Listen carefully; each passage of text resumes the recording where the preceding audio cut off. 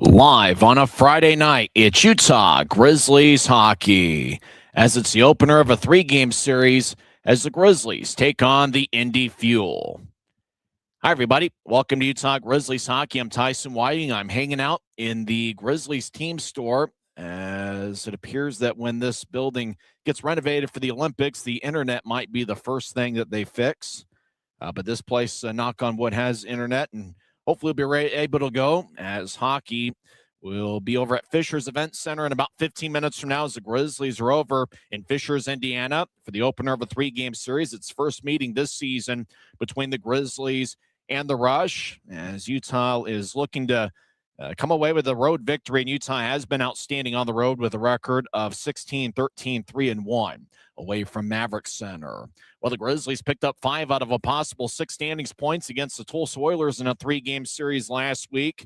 The Sunday game was the most thrilling home victory for the Grizzlies all year, as they had a 3-1 lead, and then it looked like with about 4 minutes left, Danny Janea picked up his third goal of the game, but the goal was disallowed as the puck never crossed the goal line. Tulsa came back, and they scored with 2.5 minutes left in the third period to make it a 3-2 game. And then Dougie Legrone scored with 25 seconds left in regulation to tie it up for the Oilers. But 15 seconds later, it was Danny Janea scoring from the right wing to complete the hat trick, as Janea got his third of the game, and the Grizzlies got a 4-3 victory. And for Danny Janea, it's his third hat trick of the season. And, of course, he won the league's Player of the Week award, as in the 3-game series against Tulsa, he had 6 goals and 1 assist. It'll be an interesting series between the Grizzlies and Fuel. They met 3 times last season around Thanksgiving at Maverick Center, and Indy came up with a 3-game sweep. The Fuel are last in the league in goals per game, but they've got a pretty good defensive unit. In fact, Indy allows just 25.9 shots per game this season. So we'll see what happens between the Grizzlies and Fuel, and who can dictate the tempo and pace of the game. Is it going to be played a little bit more towards the Grizzlies' pace, or is it going to be played a little bit more towards Indy's style of play? Well, for Danny Janea, he's been outstanding for the Grizzlies. Obviously won the league's Player of the Week award after scoring 6 goals and 1 assist in the 3-game set against Tulsa. Janea leads the league with 246 shots on goal. He also leads all league rookies with 63 points and 40 assists, and he also leads rookies with 20 power play assists on the year.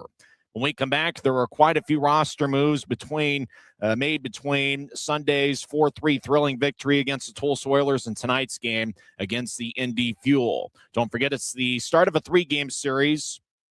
Both teams will be in Indianapolis tomorrow evening, and then Sunday afternoon is going to be the final regular season road game in Grizzlies history, and that's going to get started at 2 p.m. in the Mountain Time Zone. While we're hanging out here in the Grizzlies team store, and hopefully we'll have some internet to be able to provide a little bit of a description of tonight's game, as the Grizzlies are 2 time zones away over in Fishers, Indiana. We'll come back and talk about the 3 newest Grizzlies, as well as some of the other roster moves that were made over the last few days. We're in business on a Friday night, and you're listening to the Utah Grizzlies Hockey Network. From commercial to recreational truck accessories, Mountain Land Truck Outfitters has got what you need. Flatbeds, spray and bed liners, lifts and leveling kits, wheels and tires. Mountain Land Truck Outfitters proudly uses a brand you know and trust. And with our experienced, knowledgeable, and friendly staff, your visit here will be informative and enjoyable. Stop into our convenient location in Provo at 265 South 100 West, or call 801-225-4637 to get a quote for your fleet or individual truck. Mountain Land Truck. Every new day is a chance to be kinder to your body and your mind. U of U Health is here to help you build strength and confidence every day. Let us help you be a better you. U of U Health, official health partner for the Utah Jazz, Utah Hockey Club, Utes Athletics, and the Utah Grizzlies. Take the first step today at uofuhealth.org.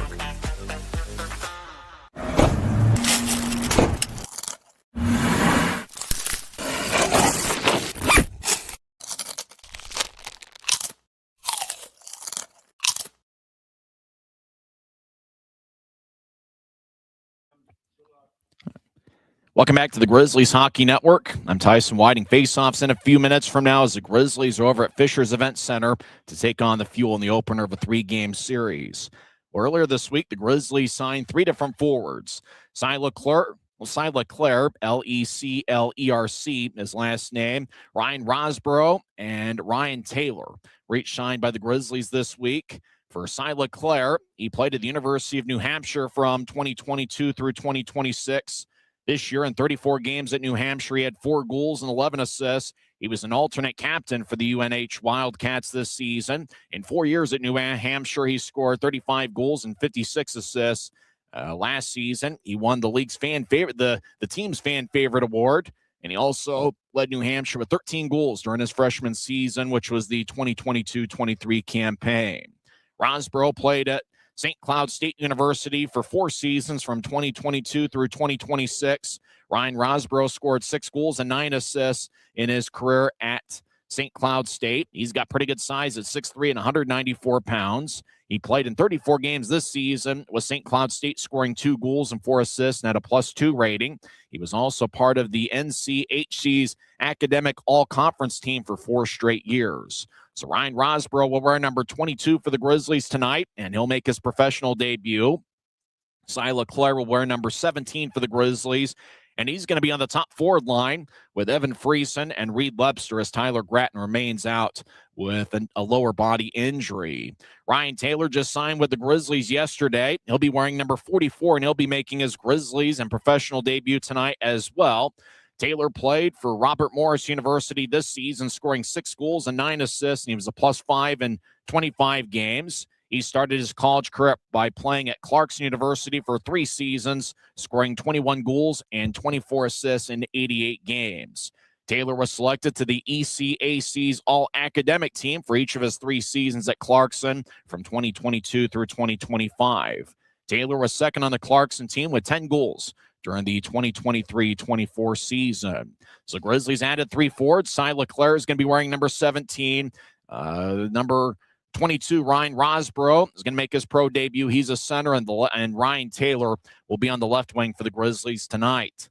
So you're talking about a lot of new faces. Obviously, the Grizzlies picked up those 3 forwards. Aiden Handsome-Yukata was called up to the AHL's Colorado Eagles, and so AHB leads all Grizzly defensemen in assists and points. He's up in the AHL with Colorado. And yesterday, Maxim Barbashev, who's got a goal in 3 straight games, it looked like he had an AHL contract with the Tucson Roadrunners, and Tucson pulled him from Utah and then reassigned him to the Allen Americans. So Barbashev will be at Maverick Center next week, possibly, assuming he's playing for Allen.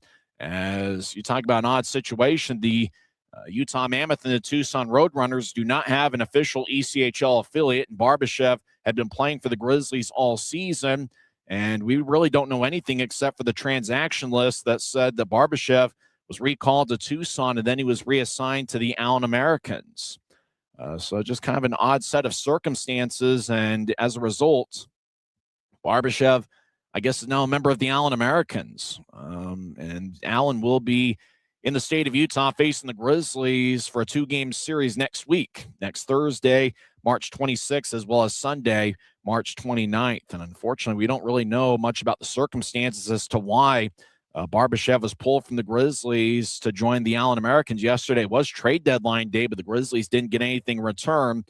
They just ended up losing a guy that's got a goal in 3 straight games and was playing some really good hockey, in Maxim Barbashev. But that's just one of the odd things about this league when, you got teams like the Utah Mammoth and the Tucson Roadrunners who don't have an ECHL affiliate. So just kind of a bit odd that the Grizzlies lost Barbashev, but I guess it just means that cold ones are on the Allen Americans when they come to town next week. Let's go over the lineups for both teams. First, for the visiting Utah Grizzlies, who are led by first-year head coach John Buchanan. Assistant coach is Ryan Anderson. Jack Skilly is director of skill development. Athletic trainer is Brooke Timoney, and the equipment manager is DJ McFarland. Grizzlies come in with a record of 23-28, 8-1. They have 55 standings points. It's their 34th road game this season. The Grizzlies have been successful on the road with a record of 16-13, 3-1. Let's see if we can pull up the starters for the Grizzlies and Fuel. It looks like getting the start in net for Utah is going to be Hunter Miska. He's certainly been outstanding for Utah in goal, as he's got a record of 3-2-2 with 1 shutout, which came against the Cincinnati Cyclones on March 14th. He's got a .927 save percentage and a 2.31 goals against average. The backup goaltender tonight is Jacob Musatelli. The starting defensive pairing for the Grizzlies includes Luke Salem, who this season has 2 goals and 19 assists and a +5 rating. He'll be paired up with Josh Zinger, number 7. Zinger's making his 3rd professional appearance. The starting forwards, and how about this for a name? Rylan Kovacevic is in the Grizzlies lineup for the first time since November 15th.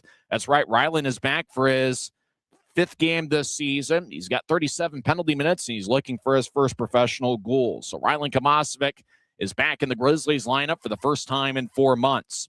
And he'll be out there with Luke Manning, as well as the reigning league player of the week, Danny Genev. Genev is currently 2nd in the league with 63 points on the season. So we got a forward line to start out with Genev, Manning, and Kovacevic. We will see Cy Leclerc in his professional debut lined up with Evan Friesen and Reed Lepster. Mikey Colella is lined up with John Gillette and Nicholas Nemo. Ryan Taylor in his pro debut is going to be wearing number 44, and he is lined up with Ryan Rosborough, who's also making his pro debut. And they're going to be on the line with Mike Gillette. So we mentioned the starting defensive pairing, Salem and Zinger. Also out there defensively is Colby Enns and Dylan Gratton, as well as Matu Boisvard and Luke Antonacci. And if you just joined us over the last couple minutes, defenseman Aiden Hansen-Mukanda was recalled to the AHL's Colorado Eagles. So that's the lineup for the Utah Grizzlies. Now for the Indy Fuel, as they are led by goaltender Mitchell Weeks. Weeks is 6'3", 197 pounds. This will be his 35th appearance. Easy for me to say. 35th appearance this year.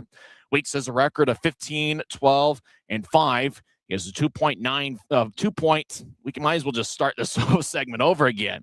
Weeks has a 2.49 goals against average and .904 save percentage. Ryan Woulette is the backup goaltender.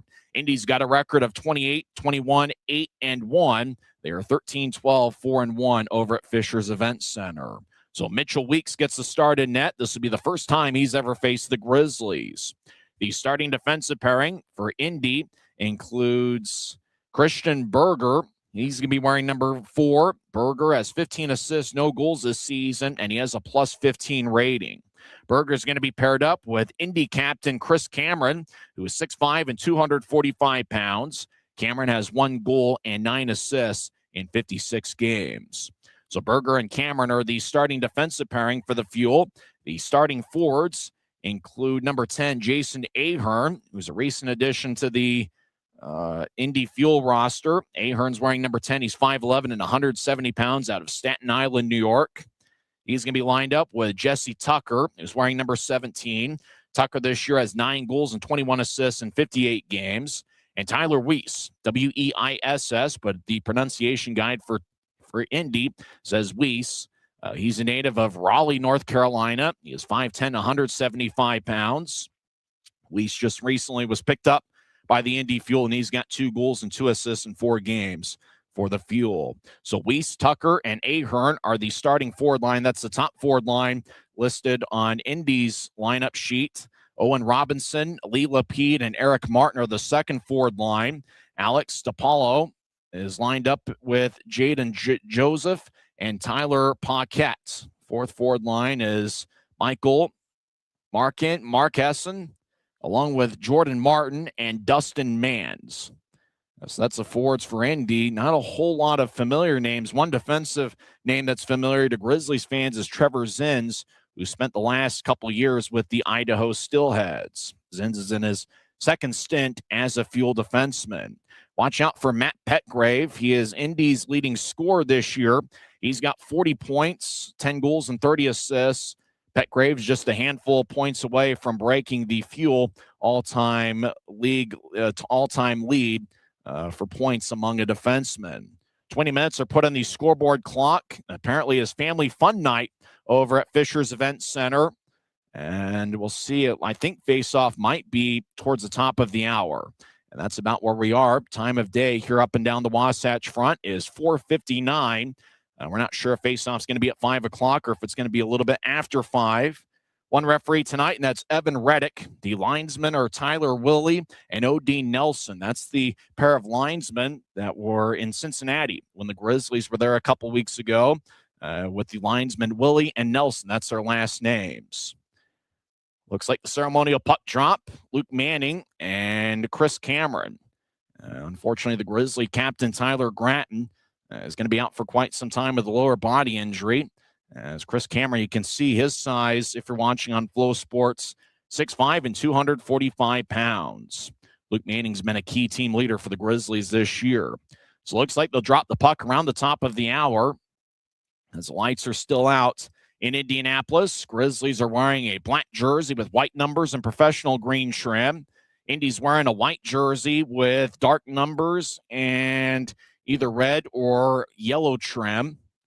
As Mitchell Weeks is getting the start in net for the Fuel. This is his 35th appearance. He's certainly been a workhorse for Indy all year. And on the Utah side, it's Hunter Miska making his 9th appearance, as Miska has been outstanding in a Grizzlies uniform as he just signed with them about a month ago. There's Tyler Weiss. He's number 21, a recent addition to the Indy squad, as he's provided a bit of scoring punch in 4 games as a member of the Fuel. So looks like the fans are having a good time over in Fishers, Indiana.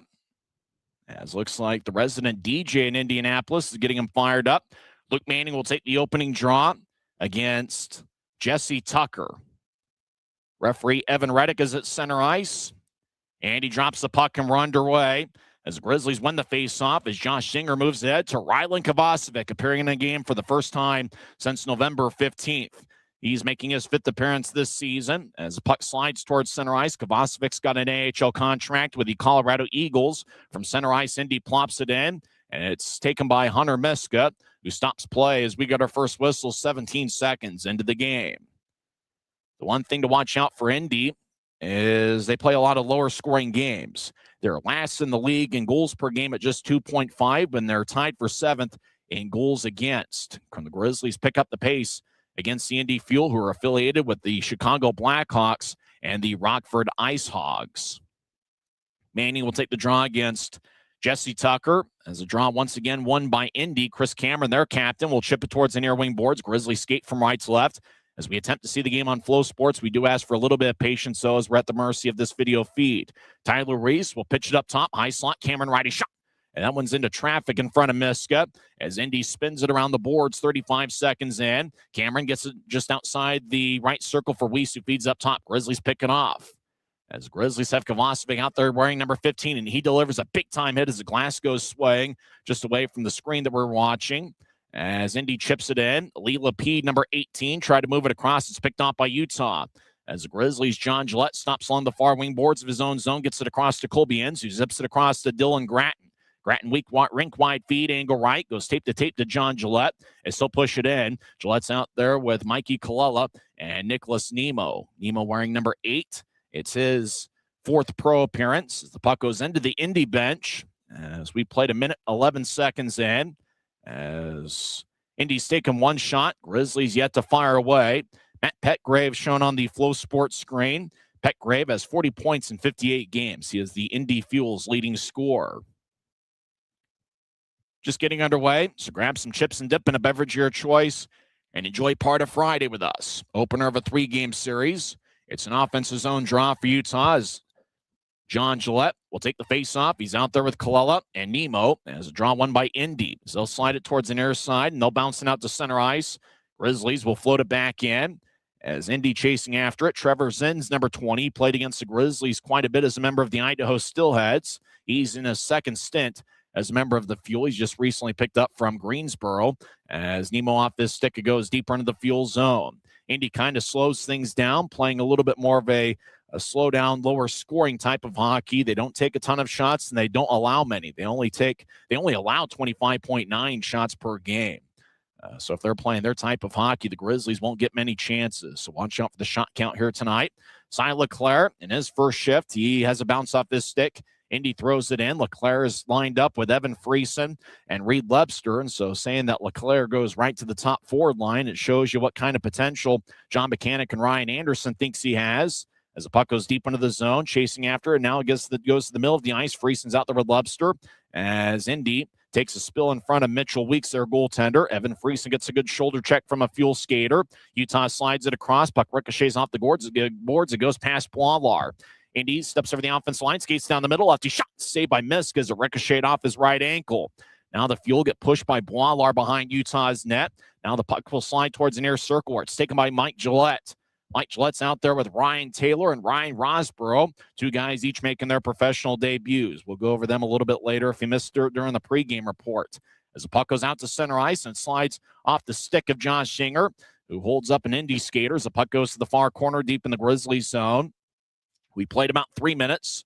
Still no score. Indy's taking the first two shots. As Grizzlies slide it out towards center ice, Rosborough dumps it in. He's a big 6'3" forward. Ryan Taylor gets a good shoulder check. Taylor wearing number 44 and looks like he's got pretty good size as well. As Rosborough listed at 6'3", and Ryan Taylor is listed at about 6'3" as well. Grizzlies chip it towards Luke Salem as he'll slide out to center ice as he's being held on along his right side. Salem throws it in. He's got a point in 3 of his last 4 games. As a Fuel slide it back to neutral ice where it's taken by Dylan Gratton. He'll plop it across. As taking the puck is Colby Enns, who's been a plus performer for the Grizzlies this year. He's a +3 this season. As a Grizzly gets hit in the back, left wing at center ice. As Kovacevic chasing after, and it's certainly great to see him back on the ice for the first time since November 15th. He tried to get towards Manning, and it ricocheted off Luke's sticks. The puck goes back to center ice. As Indy steps over the offensive line. Now down the middle, they'll drop it off, but everybody stops skating, so it appears that the Fuel were offside. As number 88, Eric Martin, who's got 5 goals in 31 games, skated in, but it looked like offside was called as there's 16:08 left in the first. So we mentioned the 3 new Grizzlies, Cy Leclerc, Ryan Rosborough, and Ryan Taylor. Leclerc played at the University of New Hampshire for 4 seasons, and he was outstanding in 4 years at New Hampshire, scoring 35 goals and 56 assists.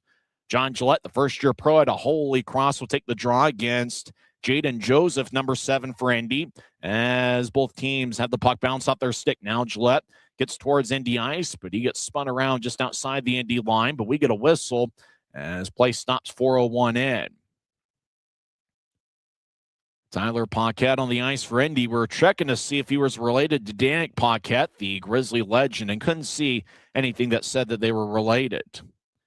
Final road trip in Grizzlies regular season history. And with that, I think a few Grizzlies fans actually made the trip.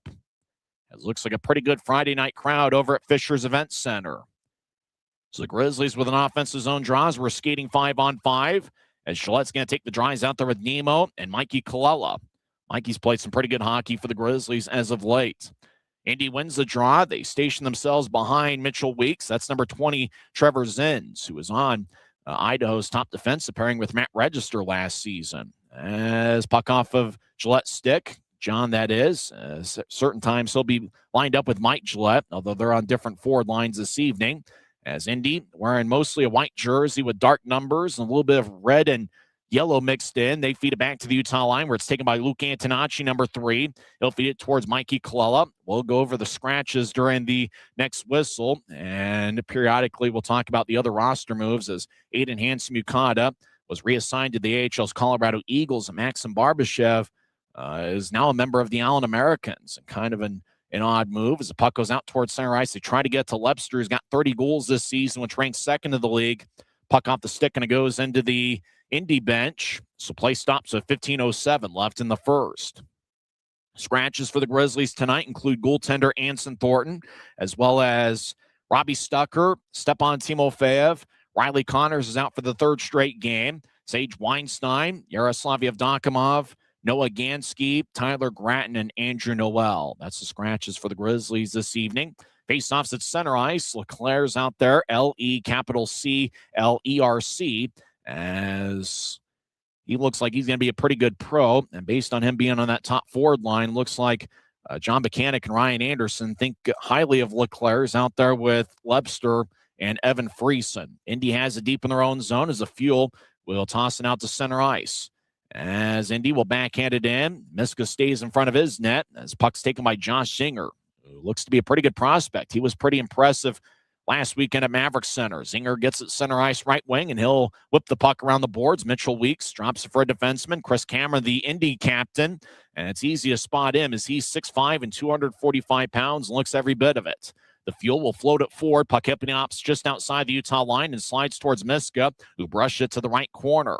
As puck off the stick, and Dylan Gratton will clear it all the way out. Is it going to be icing? The linesmen are striding over there. No icing on the play. Cameron gets the puck as he stops behind his own net.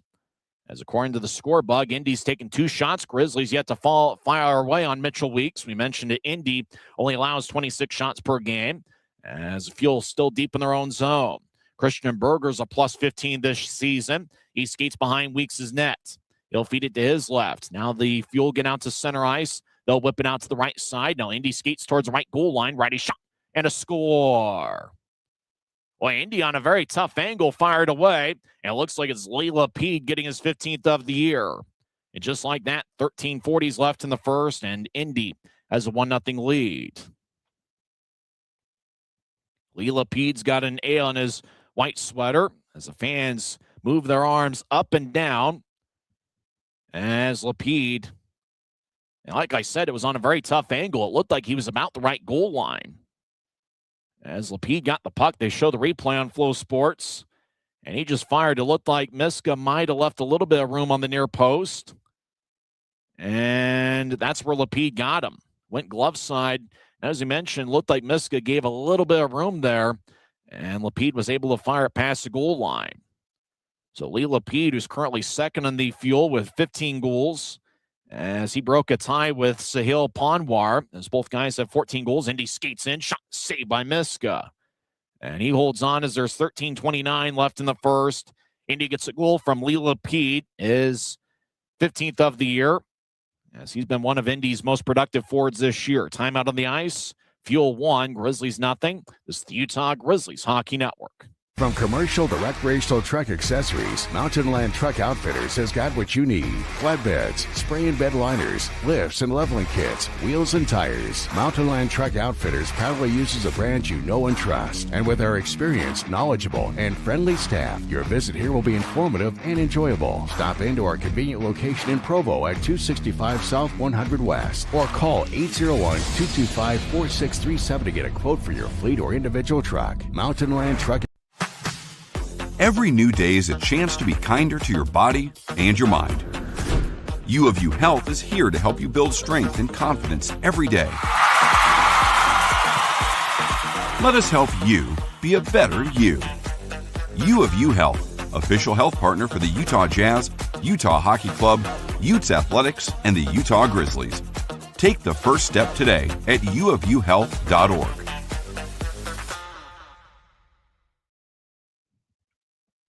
13 minutes, 29 seconds left in the first period. Indy's taken the first 4 shots of the game, and Lee Lapede scored 6:20 in with Eric Martin and Christian Berger getting the assists. For Berger, that's his 16th assist of the year, and he's now a plus 16 on the season. So no shots for the Grizzlies in the first 6.5 minutes. We'll see if Danny Genev can fire away early and often. Genev leads the league with 246 shots on goal. He's the reigning league player of the week, as he had 6 goals and 1 assist, including a hat trick last Sunday in the Grizzlies' thrilling 4-3 victory over the Tulsa Oilers. Indy wins the draw. They look for a centering pass. It's picked off by Boilar as Indy tried to find a cutting Matt Petgrave in front of the net. Puck slides back deep in the Grizzlies zone as Luke Antonacci will chip it ahead. Antonacci, the Maine and Lake Superior State product, as Indy gets up top. High slot, lefty shot. Saved by Miska. Plenty of traffic out in front of the net, and now it looks like Boiler's getting after it with Jaden Joseph. I know Indy last weekend got a lot of traffic on Miska, and Miska made some great saves in traffic, and Indy trying to get traffic out in front of Miska here tonight, and Boiler and company doing a good job of protecting the goaltender. Looked like Joseph, right after Miska made the save, got a little bit of contact on Miska's left shoulder, and Boiler defending his goaltender. And if you're watching on Flow Sports, Rylan Kovacevic is back. We'll probably mention that a few times. He had an outstanding junior hockey career, and he's got a contract with the AHL's Colorado Eagles. And for Kovacevic, it's certainly been a long time coming as he's appearing in a game for the first time since November 15th, the game that was played in Boise, Idaho. So for Kovacevic, certainly great to see him back on the ice for the first time in 4 months. John Gillette will take the draw as faceoffs in the Grizzlies zone. Utah skates from right to left as we attempt to see the game on Flow Sports. As Gillette's out there with Mikey Colella and Nicholas Nemo. For Nemo, it's his 4th pro game. For Colella, it's his 28th appearance this year. And for John Gillette, he's appeared in every game, all 61. It's game 61 of 72. High slot, lefty shot, saved by Miska. Puck goes towards the left corner. Indy gets it back up top. Righty shot, glove saved by Miska. That shot was taken by Trevor Zins, who has 2 goals and 10 assists. Zins just recently was picked up by Indy, starting his 2nd stint as a member of the Fuel, as he had played with Idaho to start the season, then spent some time with the Greensboro Gargoyles.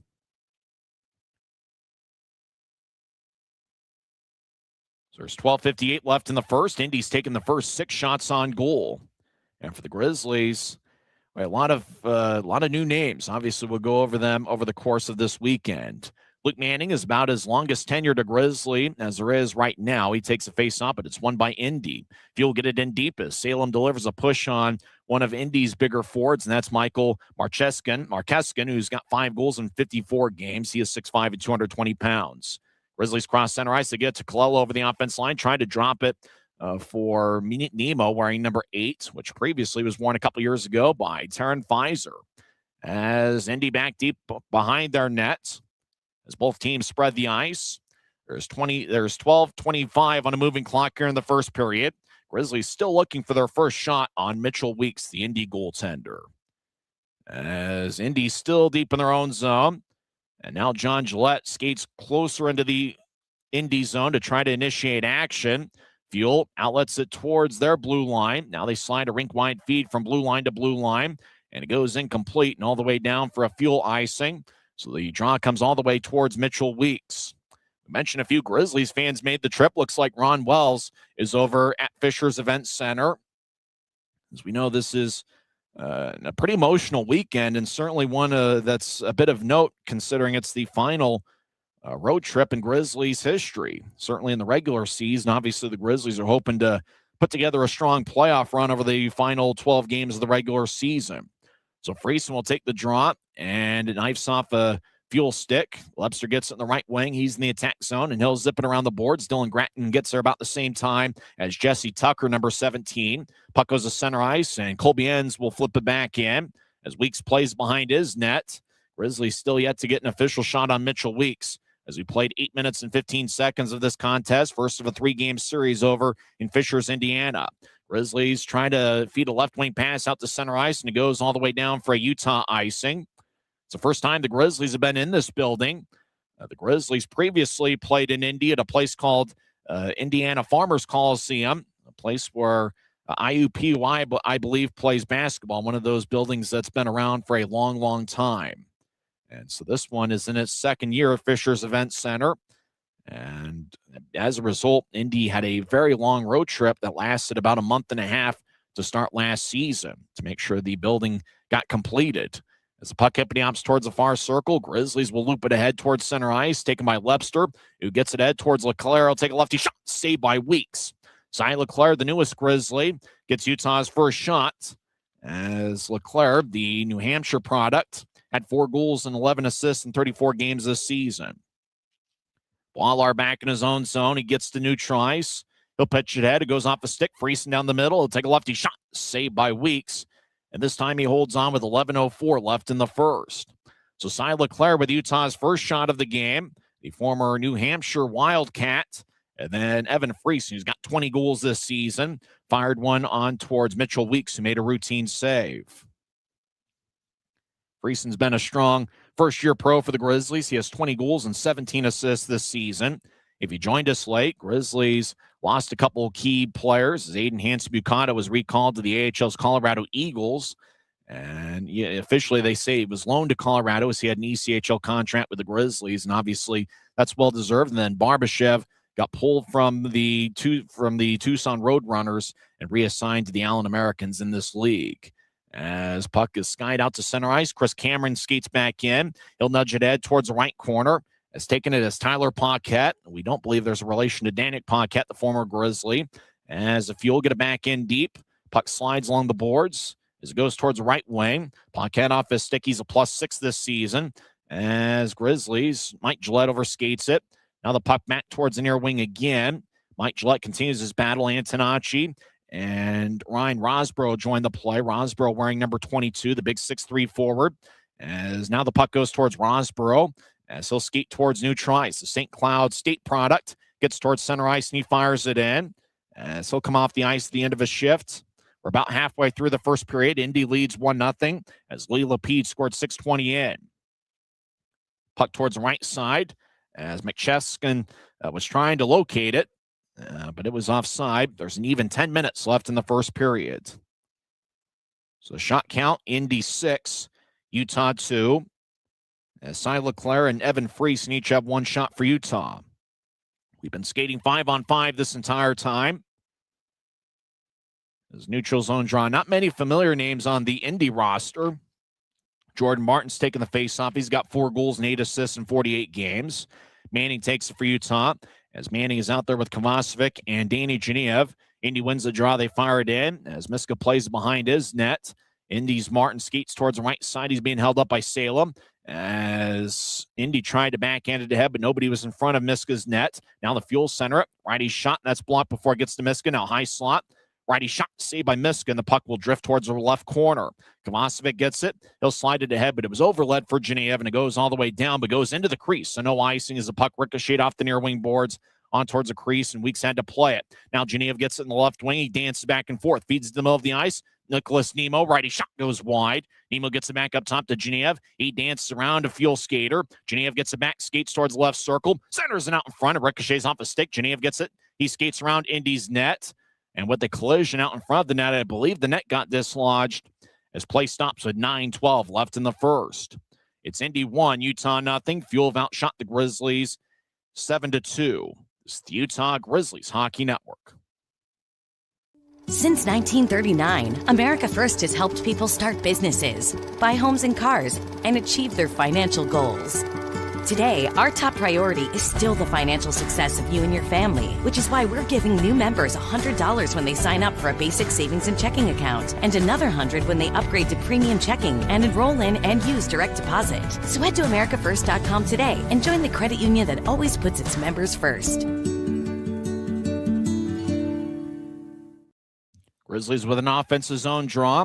John Gillette will take it against Jordan Martin, who's 5'11", 181 pounds. John Gillette goes 5'11", 195. Draw won by the Fuel as they'll slide it ahead along the far wing. Grizzlies skate from right to left here in the first period. 3 players making their Grizzlies debut. Last week, Josh Singer and Nicholas Nemo each made their Grizzlies and pro debuts. Dylan Gratton, who's been a pro for about 3 or 4 weeks, he'll slide it in along the near wing boards. Mitchell Weeks will slide it to the corner. Puck's taken back by Nemo, who sweeps it out in front looking for Mikey Kalala. And it's picked off by Trevor Zins. Zins wearing number 20. He wore a number in the single digits when he was with the Idaho Steelheads. Puck goes deep in the Grizzly zone. Dylan Gratton runs it down, and he'll bounce it ahead as Kalala gets the puck, skates down the middle of the ice. He'll feed it to his right. Grizzlies with a righty shot. Blocker saved by Weeks. As the Fuel will skate back towards neutral ice. Grizzlies back defensively, 2-on-2. The Fuel will pitch it in particular, Tyler Weiss, whose last name kind of looks like Weiss, like Walt Weiss, the current Atlanta Braves manager, but the pronunciation guide for Indy says Weiss. He's a recent addition to the Fuel roster. He's got 2 goals in 4 games for Indy. Grizzlies race out to center ice as Utah's Reed Lepster will throw it in. Lepster in his second season as a Grizzly. He was part of the 2024 Florida Everblades playoff run. A Fuel player stops on his own, gets back to his feet. As Indy will slide it towards their right there at neutral ice. Eric Martin will feed it in. And he'll throw it to the corner. Martin with an assist on the Lapide goal 6 minutes in. Indy still leads 1-0. Fuel have outshot the Grizzlies 7-3. Utah with the puck is Antonacci dangling back and forth. He'll backhand it to his right. Grizzlies cross center ice. Utah over the offensive line, but skating horizontally is Reed Lepster as Evan Friesen got into the attack zone a little bit too early. Puck off a couple sticks. Indy gets it. They'll move it towards the left wing there in the offensive zone. They slide one out in front. It goes all the way towards Miska and past him as it ricochets off the boards. Ty Leclerc with the puck wearing number 17. Gets around Chris Cameron, but gets divorced from the puck. A Fuel skater holds his face. Well, it's going to be a penalty on Leclerc as he got Indy with a high stick. As Lee Lapide drew the penalty, he's got the game's lone goal. Indy deep in their own zone. Mitchell Weeks has skated to the bench on a delayed penalty. Indy over the offensive line. They skate towards the right circle. Now Indy's Tyler Weiss around Miska's net towards the left wing. Now Weiss will skate towards his right as he'll drop it to the right point. Indy dangling back and forth. They get it back to Weiss in the right point as Weiss gets towards the right side. Arm is still raised by referee Evan Reddick. Now the Grizzlies touch it up in the corner. High sticking's the call, and the Fuel are on the power play for the first time tonight. So Cy Leclerc in one of his first pro shifts goes to the penalty box as he hit Lee Lapide with a high stick. So there's 6:44 left in the first period. First of 3 meetings this weekend between the Grizzlies and Fuel. So it's a 2-minute penalty for Cy Leclerc. Indy's power play is 29th in the league at 13.9%. Utah's penalty kill is 23rd in the league at 78.9%. As they show the replay of Leclerc, just skating towards neutral ice, puck went ahead of him, and then Leclerc just kind of swiped Lee Lapide. Didn't look like there was much contact there, but enough for the call to be made. As Leclerc shakes his head back and forth, he's in the penalty box for 2 minutes. Draw one by Indy. Matt Petgrave fires towards the net from the right point, and it's blocked away. It might have ricocheted off a Fuel stick. Puck hit the ops towards neutral ice, but the Fuel apparently kept it in along the near boards. Grizzlies will fling it out towards Mitchell Weeks. So Utah clears it out. Weeks plays it in front of his net as he'll drop it towards Matt Petgrave, who's quarterbacking this power play unit. Petgrave gets towards center ice, and he'll slide it back. Watch out for Petgrave. He's got 2 goals and 10 assists on power plays this season. Indy tried to skate towards the right corner, but Colby Enns and Luke Salem built a wall at the Utah blue line, and the Fuel are offside as there's 1:31 left in Indy's power play and 6:15 left in the first period. We mentioned Indy took the first 6 shots of this game. Grizzlies have responded. It's now 7-5 in Indy's favor, but the Grizzlies have taken 5 of the last 6 shots. They show Tyler Weiss, and he's brought in to try to add some offensive punch for the Indy Fuel as he just came over a couple weeks ago. As Indy, if the season ended today, Indy would be the 3 seed in the Central Division. They currently are in 3rd place in the Central with 65 standings points, 4 ahead of Cincinnati and 5 ahead of Bloomington. And right now, Bloomington is 1 point behind Cincinnati for that 4th and final playoff spot in the Central Division. Josh Shinger with the puck, and he'll float it forward as it hippity ops towards Mitchell Weeks, who plays at the far goal line.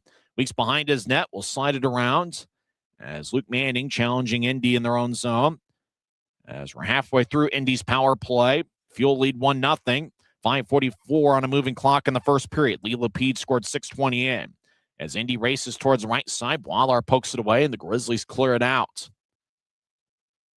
As Indy back deep in their own zone, as Petgrave will drop it back to a spot he vacated. Now the puck slides back to Petgrave. He's on the far side. Fuel skate from left to right. As Indy towards center ice, Lapide, the goal scorer, he's got 15 this season, trying to plop it ahead. Kind of fumbled it. Freezing off his stick as the puck goes towards Owen Robinson, number 9. Robinson has 20 points, 9 goals, and 11 assists this season. 6 feet, 179 pounds. As puck back in neutral ice, and the Grizzlies clear it all the way towards Indy ice. 21 seconds left in the Fuel's power play, about 5 minutes left in the first period. As Indy dangling back and forth, Trevor Zins crosses center ice. He'll nudge it back. Now the Fuel cross center ice, and Lapide will bounce into the right corner and chase after it. Lapide will cycle it as Colella plays it, and he'll get it ahead, and the Grizzlies clear it out. It's a good penalty kill by the Grizzlies as Cy Leclerc's out of the box. Indy has really struggled on the power play all year. So the Fuel still lead 1-0 here late in the first period. As Indy's Dustin Mans will dump it in. He jump steps around a Grizzly. As puck towards the left corner, 2-on-2 scrum as John Gillette cuts off the pursuit of a Fuel skater. As Mans throws down Boiler in the right corner. And you got to take some serious strength to throw down Boiler. He's about as strong as anybody in the league. Left point, righty shot goes wide. They try to go glove side on Miska. Puck around the boards as Antonacci chases after it. Indy gets there about a step ahead of him. Around towards Mans, who looked to center. It's knifed away by Boiler. Boiler delivers a strong push as he guided Tyler Paquette towards the boards. Paquette goes 6'3" and 200 pounds. Less than 4 minutes left in the first period. Scrum over in the left point of the Grizzlies zone. As now it goes towards Indy. Eric Martin, he'll drop it back for Cameron, who's in the high slot. Chris Cameron fires a righty shot that goes wide. As John Gillette tried to nudge it ahead as he falls down, trying to push the puck towards center ice. And the whistle blows, and it appears that Utah is going to get their first power play of the night. As Gillette got knocked down by a Fuel skater, as they showed Dustin Mans pushing down Mathieu Boilar. So there's 3:41 left in the first period. And we think Utah is going to have a power play. As Gillette got knocked down, it is going to be a power play for Utah as Alex DePaulo goes to the box, serving penalty minutes 21 and 22 on the season. Timeout over in Fisher's Event Center. It's Indy 1, Utah nothing. This is the Grizzlies Hockey Network. Grisby commutes to work by riding UTA. It gives him time to make friends and relax before arriving to the Maverick Center. But how can Grisby keep enjoying that feeling throughout the entire day? An idea! Utah Transit Authority, proud sponsors of the Utah Grizzlies. Maverick's new bean-to-cup machines always deliver a freshly ground cup of coffee on demand, so you can enjoy any of our premium roasts at their best, day or night, hot or iced. Enjoy a fresh cup today. So there's 3 minutes and 41 seconds left in the first period as Indy leads 1-0. Fuel have outshot the Grizzlies 7-5, but remember, Indy had a 6-0 shot advantage earlier in the first period. Evan Friesen will take the drives out there with Lebster, Manning, Salem, and can't tell the other forward. It's probably Genev off the screen. Indy will throw it off to Salem, who's taken over Aiden Hansen-Bukata's spot on this top power play unit. AHB had 18 power play assists this year. As Genev gets the puck, he's got 20 power play assists to go along with 2 power play goals. Grizzlies get toward Genev. Left wing takes a lefty shot. Glove saved by Weeks. Boy, Genev was all alone on the left side. Went glove side on Weeks, but the Indy goaltender made a key save to keep it a 1-0 game. Boy, Genev all alone, just kind of reading Weeks. And he fired at glove side, but Weeks was able to casually make the stop. Mitchell Weeks, the Indy goaltender out of Barrie, Ontario. 24 years old, 6'3", 187 pounds. Weeks has an AHL contract with the Rockford Ice Hogs. He's got the franchise record with 5 shutouts. Does Mitchell Weeks, so 5 shutouts in a Fuel uniform. Utah wins the draw. Salem gets towards Lebster. He's in the left wing. He'll slide to the goal line for Manning. Manning around Indy's net towards the far side. He'll slide it back, but it goes past Salem and all the way deep into the Grizzlies zone. Utah skating from right to left as we see it on Flow Sports. Salem skates around Miska's net, dangling back and forth. As he'll drop it off, a Fuel skater, Lee Lapide, takes it away. As Lapide throws it to the corner and chases after it, Salem closes the gap, and he holds on to Lapide. As Lapide's got the puck wedged near his skates. Now the Grizzlies come up with it. Reed Lebster strides towards neutral ice. He'll pitch it to his left, tape to Genev. Genev trying to get it back to Lebster. Ricochets off a Fuel stick as Lebster bobbles the puck a couple times in the air and tried to fire a backhand shot, but it went wide of Weeks. Crafty stick handling by Reed Lebster, but he just couldn't seal the deal. If he would have scored that, that would have been the goal of the year. As Genev towards the left side skates to the corner, loses control of the puck. Now he gets held up to the boards as Lebster gets hit in the back. The puck goes up top. It's kept in by Dylan Gratton, who gets to the right side as the Grizzlies kind of make a half-line change. Manning gets spun around and held up. Puck goes to the right point, held in by Gratton. As puck off a couple sticks. Now Indy gets it, and they're at the far point, and they'll slide it all the way across towards Miska, who covers up in front of the crease. Actually, he continues to play. So he'll get it towards Dylan Gratton. 13 seconds left in Utah's power play. As Leclerc gets spun around, Nemo over in the right corner. He tried to get to ends. He was hanging out the left goal line, and the Fuel will clear it back out. So both teams have had one power play. Both clubs unsuccessful on their power play. As coming out of the box is Alex DePaulo. Puck to center ice. Indy still leads 1-0. So there's a minute and a half left in the first period. Fuel have 8 shots. Grizzlies have 6. So Utah had 1 shot on that power play that was taken by Genev early in the man advantage. And as the puck went into the Indy zone, Play stops with 1:25 left in the first. During the first intermission, we'll go over some scores from around the world of sports. We'll check in on the NCAA basketball tournament.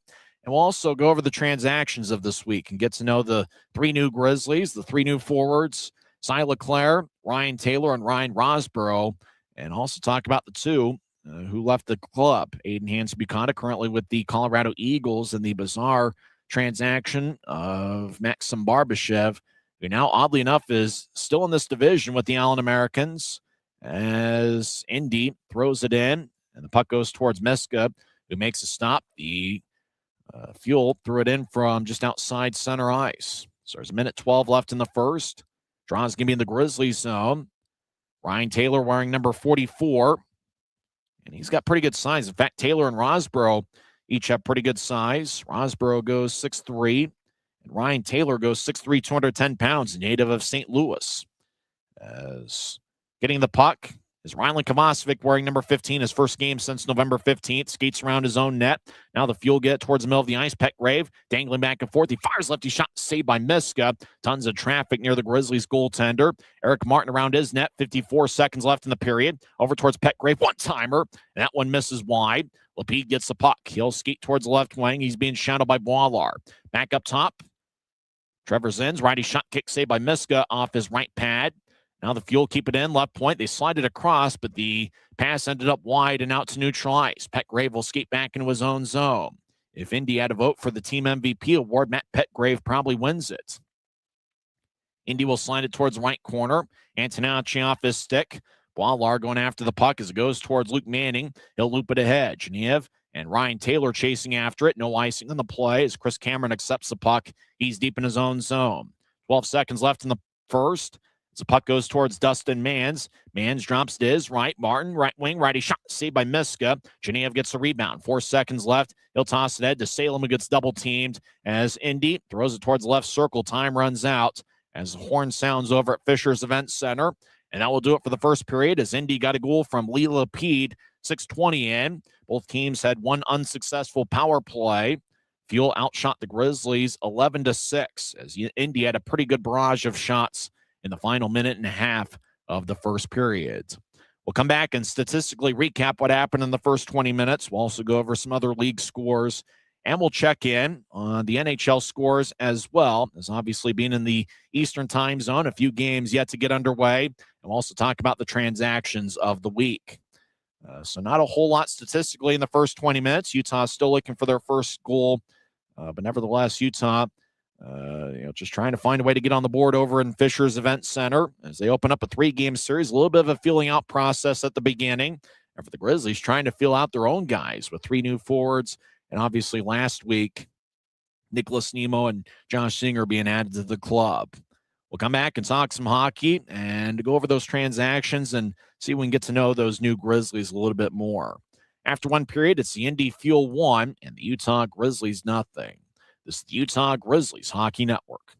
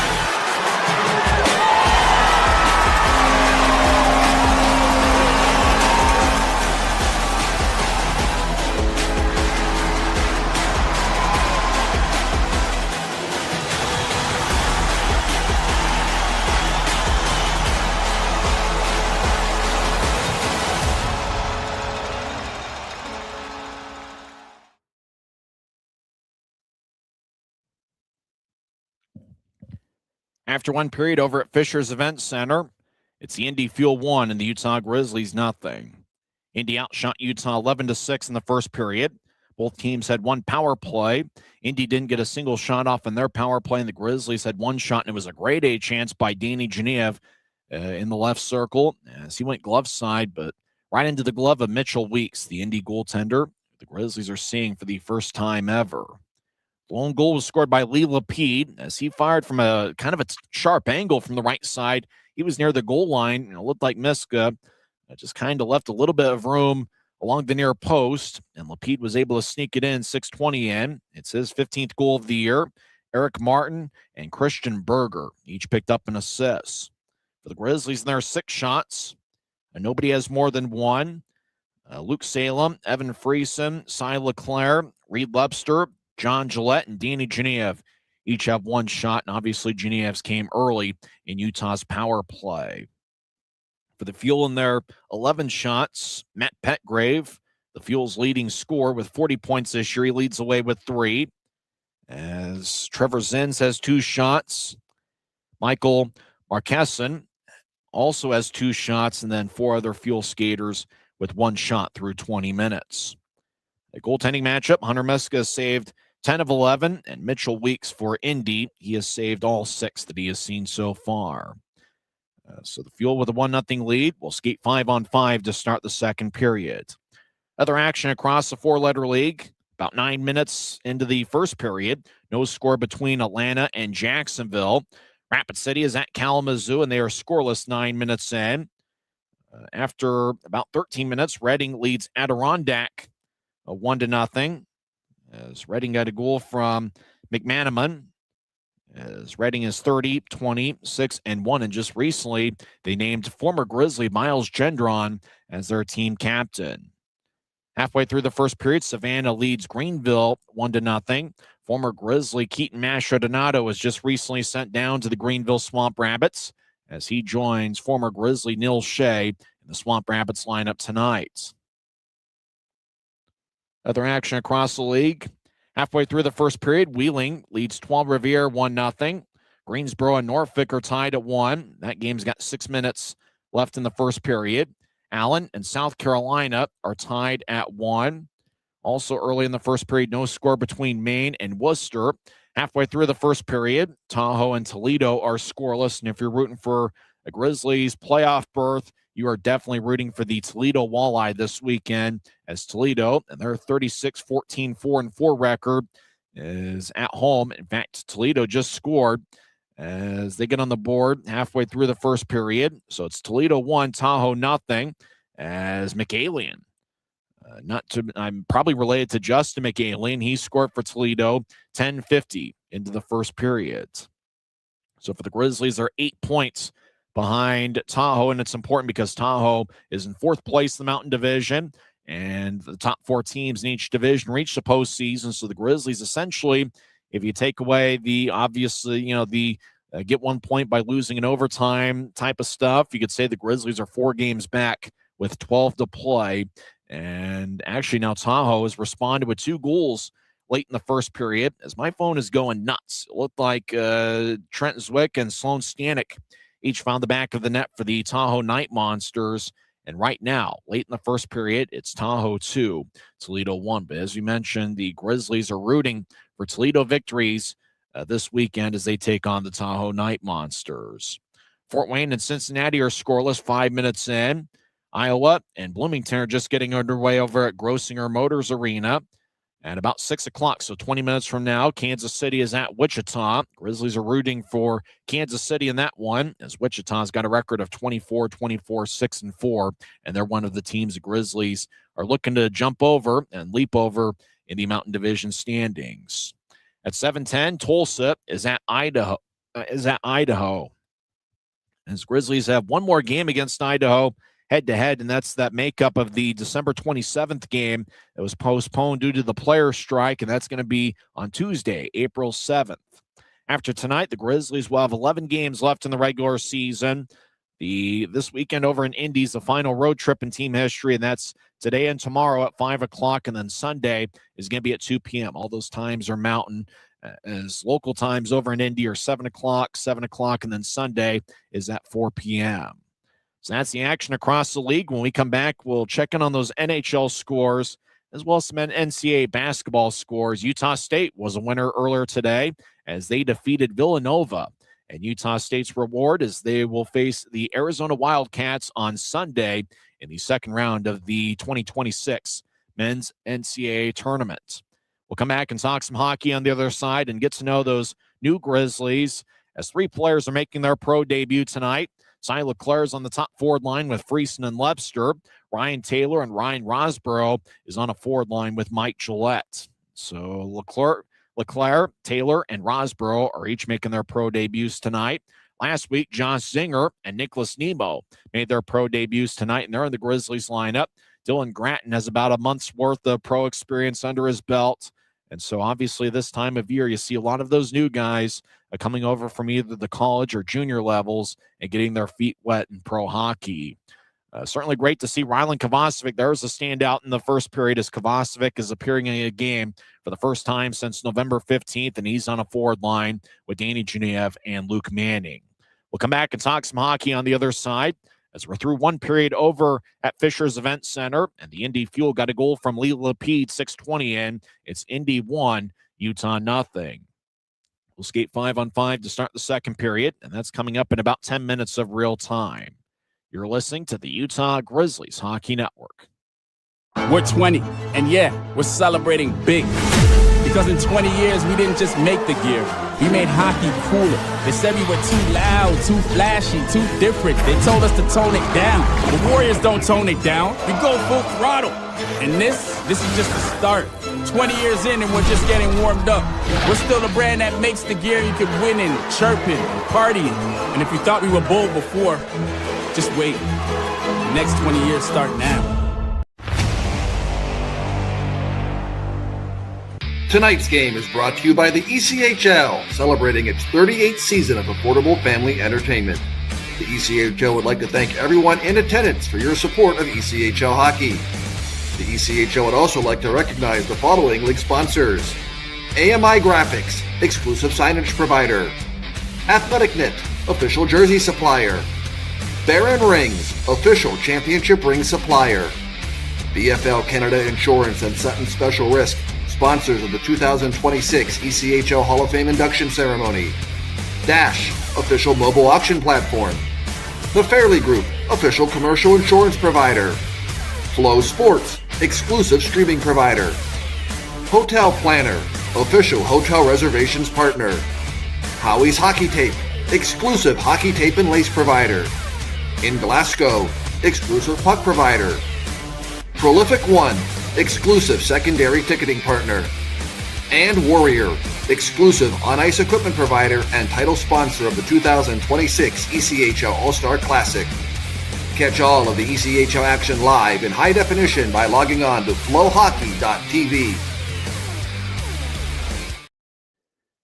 Welcome back to the Grizzlies Hockey Network.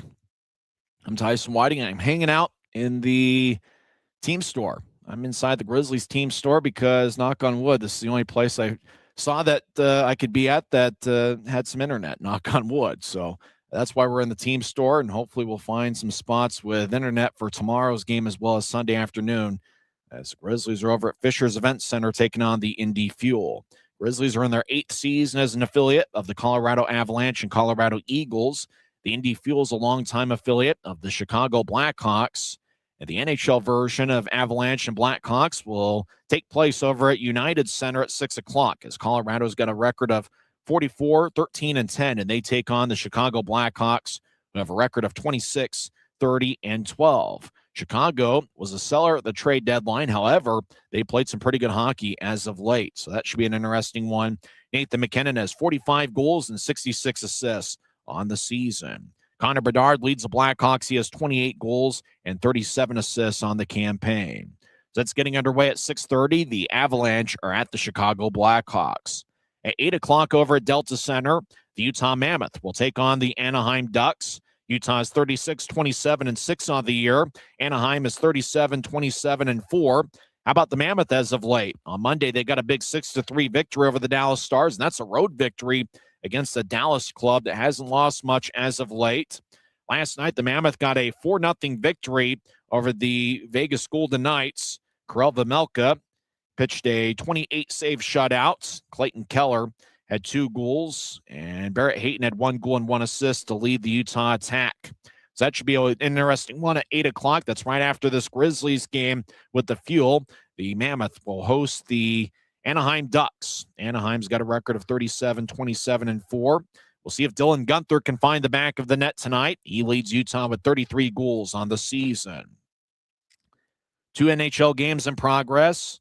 Maple Leafs got a goal from Dakota Joshua, 11:48 in. And after one period, Toronto leads Carolina 1-0. Also after one period, Ryan Leonard scored for the 15th time this season for the Washington Capitals. Washington leads New Jersey 1-0. Getting underway at 7 o'clock, the Florida Panthers are at the Calgary Flames. So that's the 5 games in the National Hockey League. We're hanging out watching some Grizzlies hockey as they take on the Indy Fuel, opener of a 3-game series. And for the Grizzlies, there's a lot of new faces. Earlier this week, the Grizzlies added 3 different forwards as they signed Cy Leclerc, Leclerc, his last name. And yesterday, the Grizzlies signed forwards Ryan Taylor and Ryan Rosborough. For Leclerc, he's the New Hampshire product, played in 4 years at the University of New Hampshire. In fact, his best season at New Hampshire was his freshman year, where he had 13 goals and 7 assists in 35 games. He was also very productive during his sophomore season, where he had 10 goals and 18 assists in 36 games. Leclerc is 5'9", 175 pounds out of Brentwood, New Hampshire. And, it's pretty obvious just seeing the lineup that John Buchanan and Ryan Anderson really like the potential of Leclerc because he's got him on the top forward line with Evan Friesen and Reed Webster. Ryan Taylor, certainly an intriguing prospect. He's wearing number 44 for the Grizzlies tonight. He's got pretty good size at 6'3" and 210 pounds. He's from St. Louis, Missouri. He started his college career playing in 3 seasons at Clarkson University, which is one of the better college hockey programs. We see a lot of Clarkson University products at every level of pro hockey. And Taylor had 21 goals and 23 assists, or actually it was 24 assists in his 3 years at Clarkson. This season at Robert Morris University, he had 6 goals and 9 assists and a +5 rating in 25 games. So Taylor played at a couple different colleges, 3 years at Clarkson and 1 year at Robert Morris. Leclerc, the guy we talked about, the New Hampshire product, played all 4 of his college seasons at New Hampshire. And for Ryan Rosborough, he's wearing number 22 tonight. He's a center, and we saw him take a couple of faceoffs in the first period. He played the last 4 seasons at St. Cloud State University. He had 2 goals and 4 assists in 34 games this season. We've seen a few St. Cloud State products join the Grizzlies over the years. In fact, Josh Zinger was his college teammate at St. Cloud State. Zinger in his second week with the Grizzlies. Zinger played in 36 games with St. Cloud State this year. So those 2 were teammates this season. Zinger played in 2 seasons overall at St. Cloud State, and Rosborough played in games in 4 different seasons. When we come back, we'll have second period action as Grizzlies are looking for their first goal. They trail Indy 1-0. And if you joined us later, if you didn't see the news, defenseman Aiden Hansen-Bukata was loaned to the AHL's Colorado Eagles. And it's certainly well-deserving as he had 35 assists for the Grizzlies this season, which ranks second among all-league rookies. A little bit of a bizarre instance yesterday in the transaction list where Maxim Barbashev, who had a goal in all 3 games in the Tulsa series, he was recalled to Tucson. He's got an AHL contract with the Tucson Roadrunners. And then Barbashev was placed on the Allen Americans roster, which certainly is a bit odd, but obviously, the Mammoth don't have an affiliate in this league, and Barbashev, he had been a Grizzly all season. Certainly an interesting quote that the Allen Americans had in their press release to announce 2 different players that joined their roster that had AHL contracts.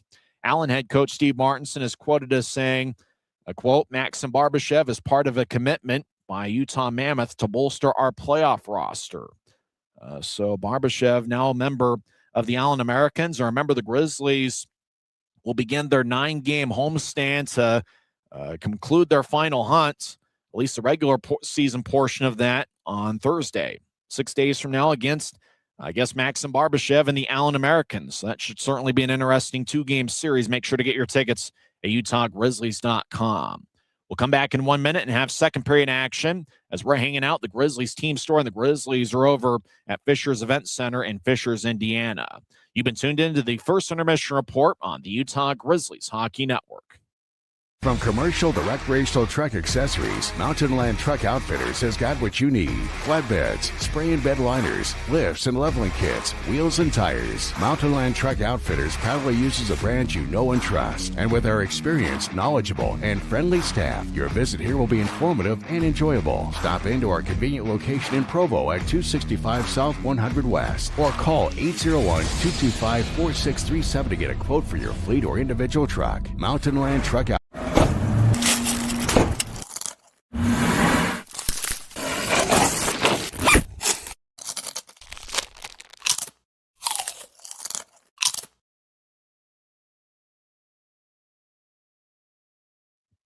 Are about set for second period action over at Fisher's Event Center.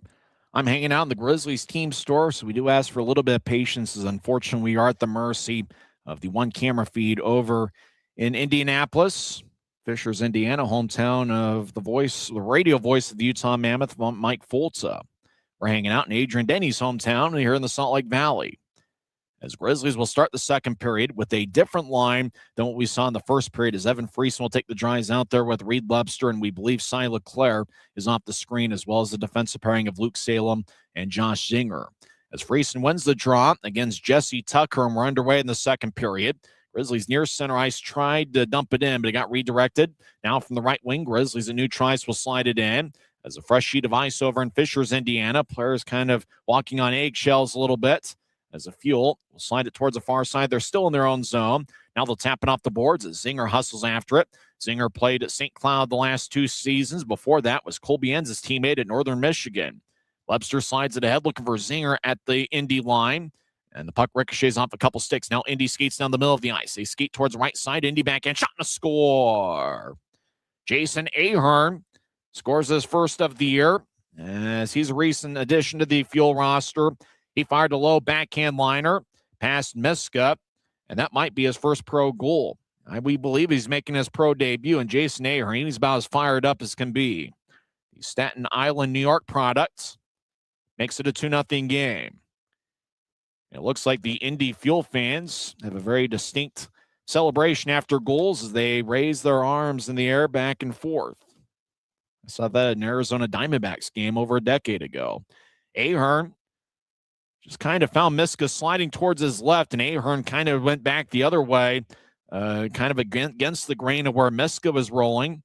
And puck ricocheted off Miska's right blocker a little bit. And Ahern, who we believe is making his pro debut tonight, that's one that he's never going to forget. And after the goal, you know, they say act like you've been there before, but when you're making your pro debut, you've never been there before. So Ahern, he is absolutely fired up. It's 2-0 Fuel.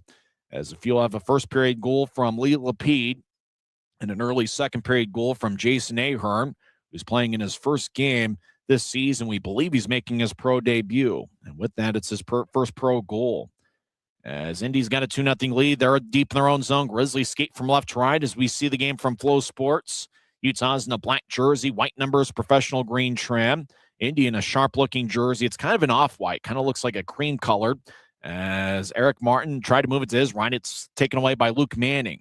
As he'll get it back into his own zone for Colby Enns. He'll slide it to the middle of the ice, deep in his own end for Dylan Gratton, who's hiding behind the score bug.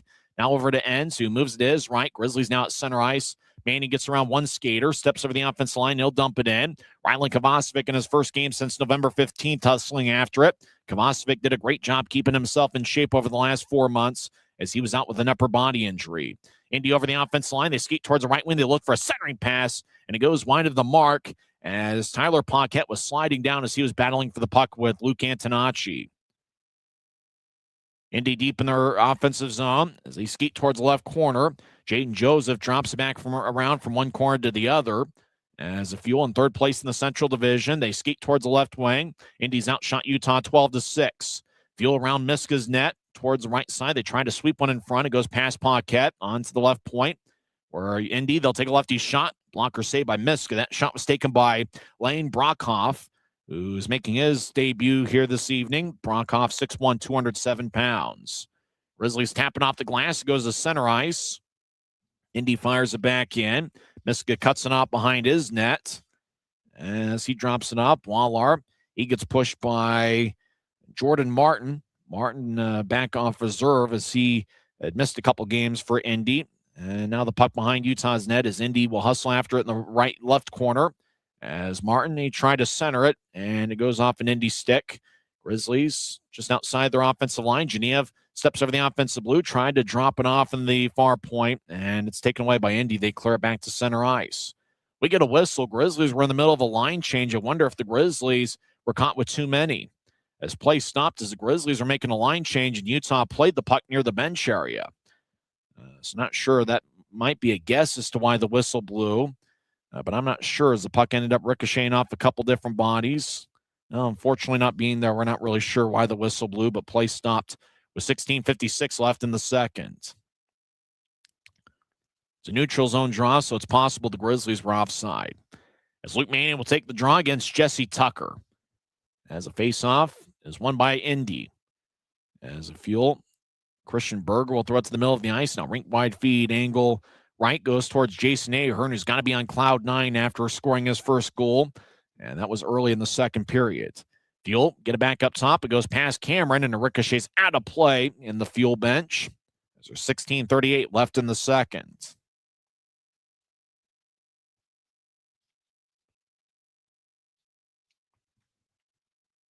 As they show Chris Cameron, the Indy captain. Cameron has 1 goal and 9 assists and a plus 18 rating this year. So it hasn't necessarily been points, but Cameron certainly made his presence felt in an Indy uniform. As drawn in the left circle of the Grizzlies zone is won by Utah. Josh Singer will move it ahead. It goes up and not out. Indy's Tyler Weiss will throw it across. Puck ricochets off the boards. Grizzlies moving out to center ice. As Ryan Taylor overskated it, Mike Gillette out there with Luke Manning. As Manning will bounce it off the skate of a Fuel player. And Utah will loop it in. As Ryan Taylor, wearing number 44, the St. Louis native, he delivers a hit. Looks like he's going to be a pretty good prospect. As puck goes deep in the Grizzlies zone, Miska gets it off the end boards. He'll slide it to the corner for Josh Singer. As Singer whips it ahead. And there's nobody home. Looked like we couldn't tell who was intended for. Might have been Blavar. Indy back the other way as Weiss centers it and ricochets off the Utah stick. And that was Cy Leclerc, number 17 in his pro debut. 3 different Grizzlies players making their pro debuts. They're all forwards. As Indy over the offensive line as Martin gets around one skater. Now Martin looked to center it, and the puck ricochets off the stick, and it flies towards the left point. Now taking it at center ice is Cy Leclerc as he gets around Lee Lapede. As Leclerc throws it in deep towards the end of his shift. Now Lebster right wing. He's swung and missed trying to fire towards the net. Now ends right wing. His shot is blocked about 10 feet in front of Weeks. Lebster towards the right point. He gets it back around the wall as Friesen lets it go. Utah from the left side trying to center it to Friesen. It's picked off by Owen Robinson, number 9. As a Fuel, we'll go throw it deep into the Grizzlies zone. No icing. Colby Ends hustles after it. Ends gets tripped up looking for a call. And not sure if one was made. Actually, there was a call made. Grizzlies will be on the power play. Lebster lets it go as Indy touches up at neutral ice. Jaden Joseph can't believe it as he flexes his stick back and forth. It's going to be a Utah power play, their second of the night. As the Fuel lead 2-0, and the Grizzlies are looking to get on the board. As Ends got tripped up by Eric Martin. As Ends went down in the referee, there's only one of them tonight, and that's Evan Reddick, and he was in the right place, the right position to make the call. Right place, right time, and now Utah's got their second power play of the night. So Eric Martin looking at his stick. It was that stick that tripped up Colby Ends. Grizzlies' power play this season is 21.7%. That's sixth in the league. Indy's got the 16th best penalty kill in the league at 80.3%. So Friesen will take the draw. He's got Manning to his right, Lebster to his left, and up top is Luke Salem and Danny Genev. Genev, the reigning league player of the week. Utah wins the draw. Genev has a glance off his stick towards Salem at center ice. Grizzlies have allowed 6 shorthanded goals this season as Indy will slide it along the far wing boards deep in the Grizzlies zone. Run down by Salem, who's got 2 goals and 19 assists and a +5 rating. Salem leads all Grizzly defensemen in plus-minus. He'll throw it back to Reed Lebster, who's deep in the Grizzlies zone. He races towards center ice, angle right. Now drop it off towards the Utah line, where it's taken by Genev. It ricochets off his stick. Indy gets the puck. They skate down the middle of the ice. Lefty shot, saved by Miska. Rebound goes towards Indy, but Will Ennis, number 2, just had to bounce off his stick. Couldn't do anything with it. Grizzlies back up with it. 1:16 left in the power play. Lepster to Genev, back to Lepster. He's in the right point of the offensive zone. He'll bounce one across to Friesen. Genev gets over to Dylan Gratton at the left point. Puck ricochets off a stick, and Indy will fly it towards center ice. Collected by Lepster. As Lepster along the near wing. And not much he could do about it as the Grizzlies entered the zone before he did. And offsider Utah, as they're exactly halfway through their power play. As they show Indy's best chance, they're shorthanded as the puck just ricocheted off Genev's stick. Remember, Genev got hit around his wrist. I'm not sure if he's playing at 100%. Remember, he got hit by Connor Smith, the big defenseman from Tulsa, on Saturday. You talk about the toughness of Genev. Not only did he keep on ticking, but was highly productive. But we're not sure if he's necessarily 100% going into this series. Indy throws it deep in the Grizzlies zone. Utah skates from left to right, as we see it on Flow Sports. 45 seconds left in the power play. As the Grizzlies throw it in, Mikey Colella falls down as the Fuel cross center ice. As the Fuel skate towards the right wing, righty shot's blocked. Dylan Gratton and Colby ends on this power play unit. Now high slot, righty shot blocker saved by Miska. Rebound goes towards ends. He'll drop it behind his own net. John Gillette collects the puck. 24 seconds left in the power play as Gillette gets towards center ice. Skates down the middle, steps over the offensive line. He'll guide it towards his left for Enns. Enns gets pushed in the back by Will Ennis, number 2. Ennis 6'3", 210 pounds. Indy negotiates their way around their own net. Now they'll plop it out to neutral ice. 5 seconds left in the power play.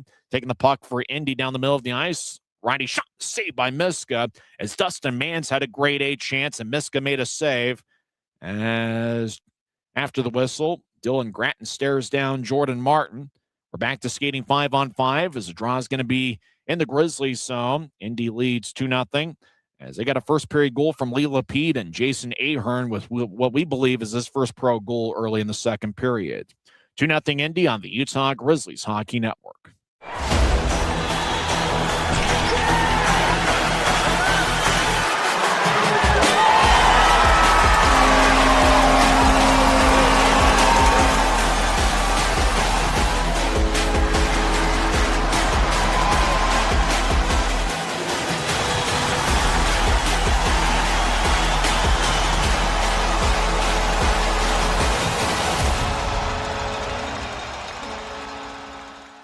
When you pay with the Nitro card at Maverick, you always save 10 cents or more on fuel every gallon, every day. And you could save a whole lot more thanks to Nitro Best Price. Pick up a Nitro card and upgrade your Adventure Club account today. It's the Indy Fuel 2 and the Utah Grizzlies nothing as there's 13 minutes and 3 seconds left in the second period. Lee Lapede scored 6:20 into the first period. Jason Ahern made it a 2-0 game. He scored his first of the year as he's making what we believe is his pro debut. He scored 39 seconds into the second with Tyler Weiss and Jesse Tucker gained the assists. India's taken each of the first 4 shots of the second period. Remember, in the first period, Indy had the first 6 shots on goal. Looks like it's Family Fun Day over in Fishers, Indiana, and their brand new building. Face-offs in the Grizzlies zone. And it looks like Rosboro's taking the draw against Tucker, and Rosboro wins the face-off. Grizzlies will float it forward. It goes deep into the Fuel zone. Ryan Taylor with a big-time hit. Taylor and Rosboro making their pro debuts. Rosboro's 22. Taylor's wearing number 44. As Indy over the offense line, they skate towards the right side. Now right circle, righty shot. That one's blocked away by the stick of John Gillette. As over to the near goal line, puck is taken by Rosboro, number 22, and the Grizzlies tapping off the top of the glass. Usually when you see new players wearing numbers that you've seen other players wear, all of a sudden you start thinking about those players. Here in the Grizzlies team store, there's a Liam Dennison number 22 jersey, which is now worn by Rosboro. Utah trying to get to Taylor, right wing at center ice. Pass behind him. It ricochets off the boards and goes all the way down for a Utah icing. As there's 12:20. That's the time remaining in the second period. So we mentioned in the first frame how Indy doesn't allow many shots, only 25.9 shots allowed per game this season. And here, almost halfway through, the Grizzlies only have 6 shots. And all 6 of them have come in the first period. Rosboro, the big 6'3" forward out of St. Cloud State University, As he'll take the draw. This time it's won by Indy. It ricochets off the stick. Mike Gillette gets the puck. He'll race towards center ice. The former Peoria Riverman. But Chris Cameron catches up to him. Grizzlies with it. Boileau, left wing, he'll fire. Shot, he scores! Mathieu Boileau gets his first of the year. And the Grizzlies get on the board with 12:10 left in the second. Boy, Boileau's fired up as Mike Gillette just dropped it off for Boileau, skated towards left circle. We knew he was going to get some goals this year based on the velocity of his shot. And Mathieu Boileau gets Utah on the board. So how about that? Boileau scores on Utah's first shot of the second period. And that's 7:50 into the second.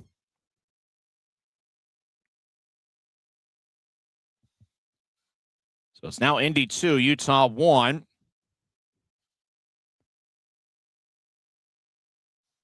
And that's Boileau's first ECHL goal. Saved that puck, DJ McFarland.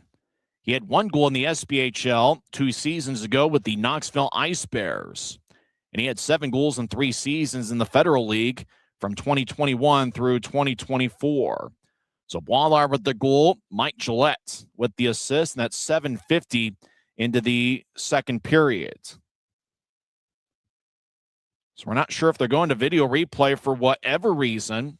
But it looks like we are getting the same feed that they would get on the Jumbotron over in Fishers, Indiana. And so it looks like we're seeing a lot of fans that have taken selfies. So we're not sure if there's a timeout on the ice. We're not sure if they're reviewing the play. Not really anything that they would review. But it looks like Boileau gets his first ECHL goal. There is a little bit of that debate as to whether you count SPHL goals as pro goals or not. But Boileau with his first in this league. And like we said, with the kind of shot that he can fire away with the velocity, it's not really that surprising that he was able to score there. Really, the surprising thing is that, once he plays a full season, I got to imagine he's going to get about 3 or 5 goals per season.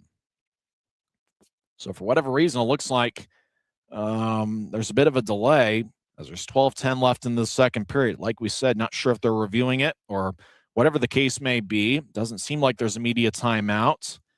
As a little bit of a delay after Utah's goal. Same teams tomorrow night. It's going to be on the same time. Same building, Fishers, Indiana, Fishers Event Center.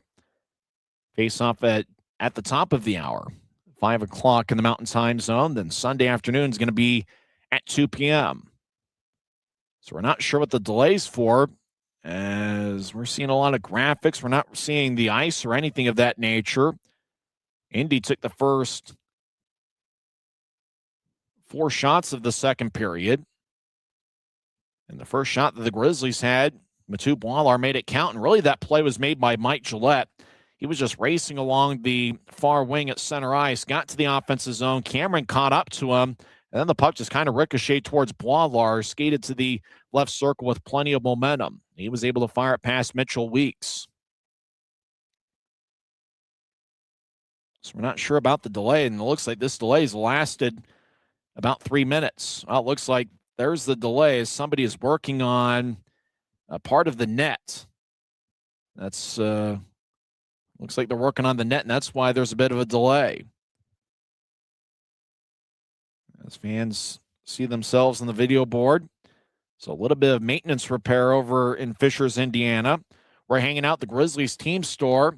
And it looks like as the season has progressed, there's not a whole lot here, although you can see there's plenty of hats left to be seen, or I can see it. There's plenty of hats. Some jerseys still remaining, some game-worn jerseys. You can get a Sage Weinstein, a professional green jersey, maybe Avery Winslow, TJ Sneath. You can get a Luke Antonacci jersey here at the team store. You can even get Jack Ricketts. Make sure to come on down during the next Grizzlies home game this upcoming Thursday.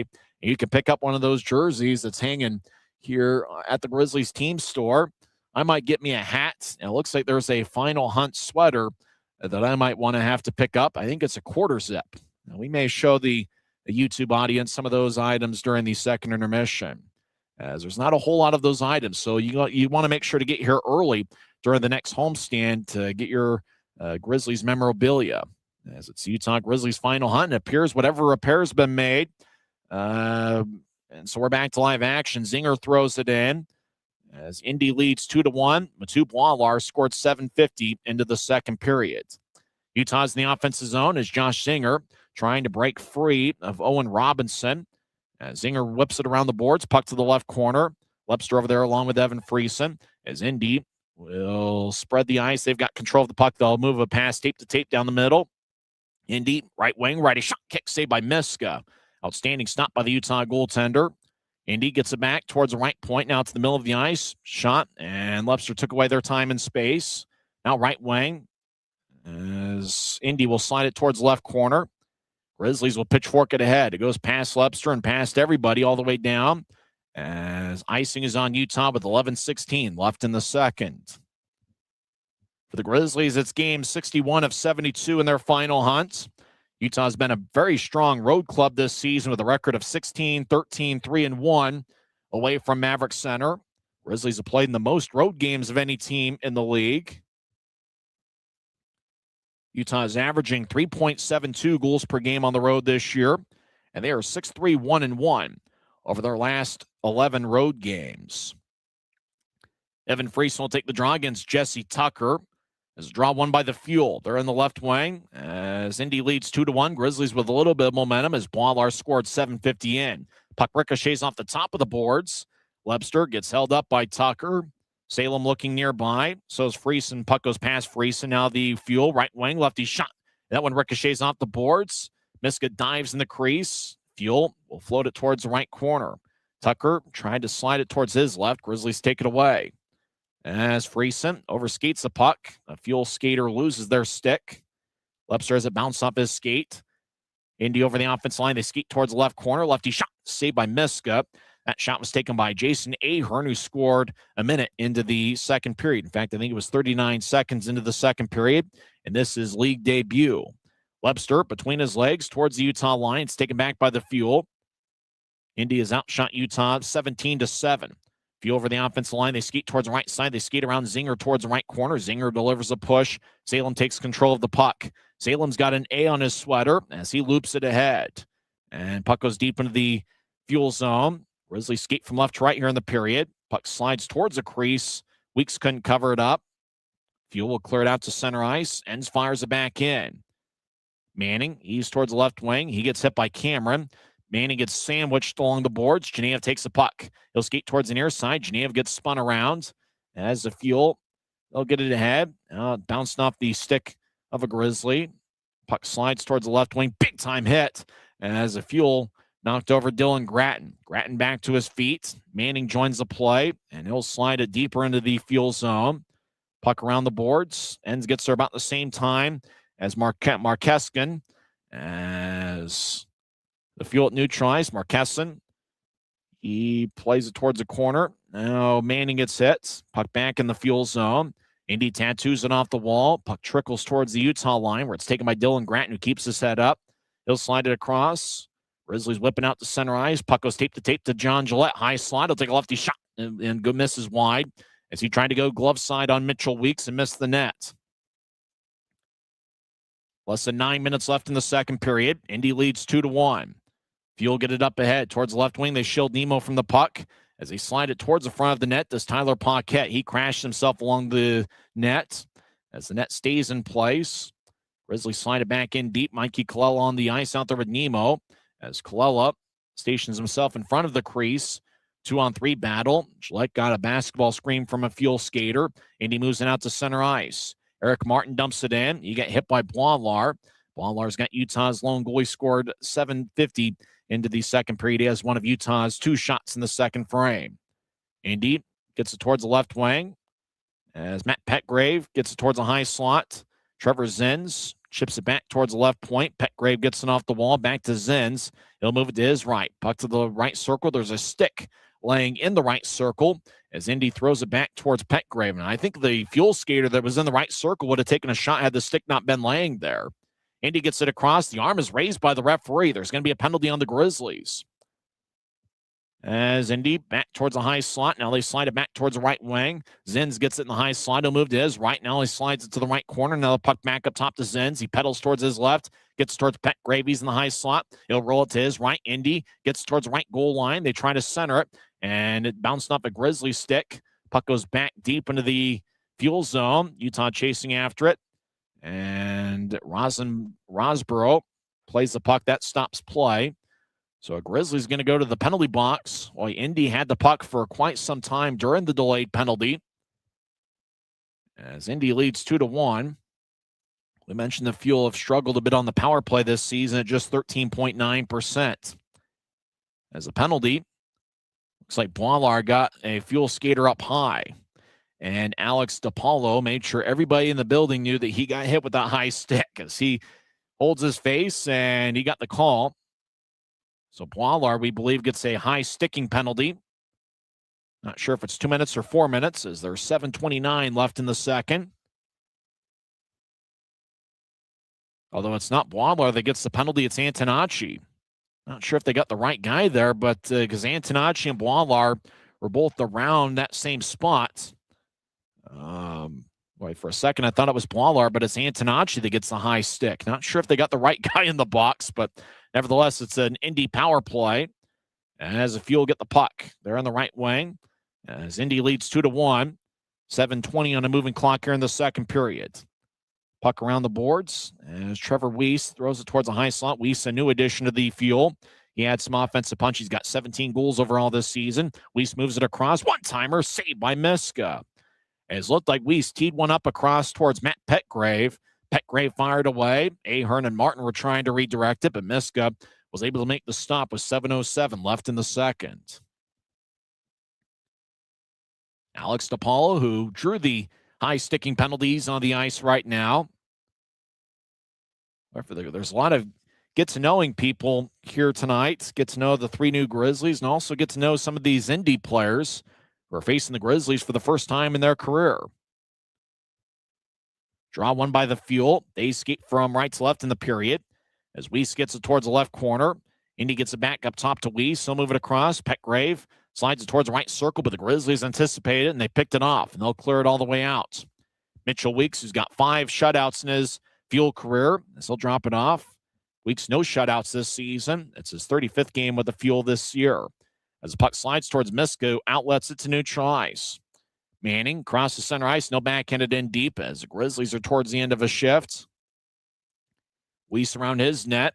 We're about halfway through Indy's power play, their second of the game. As Weiss shuffles towards the left point, he's over the offensive zone.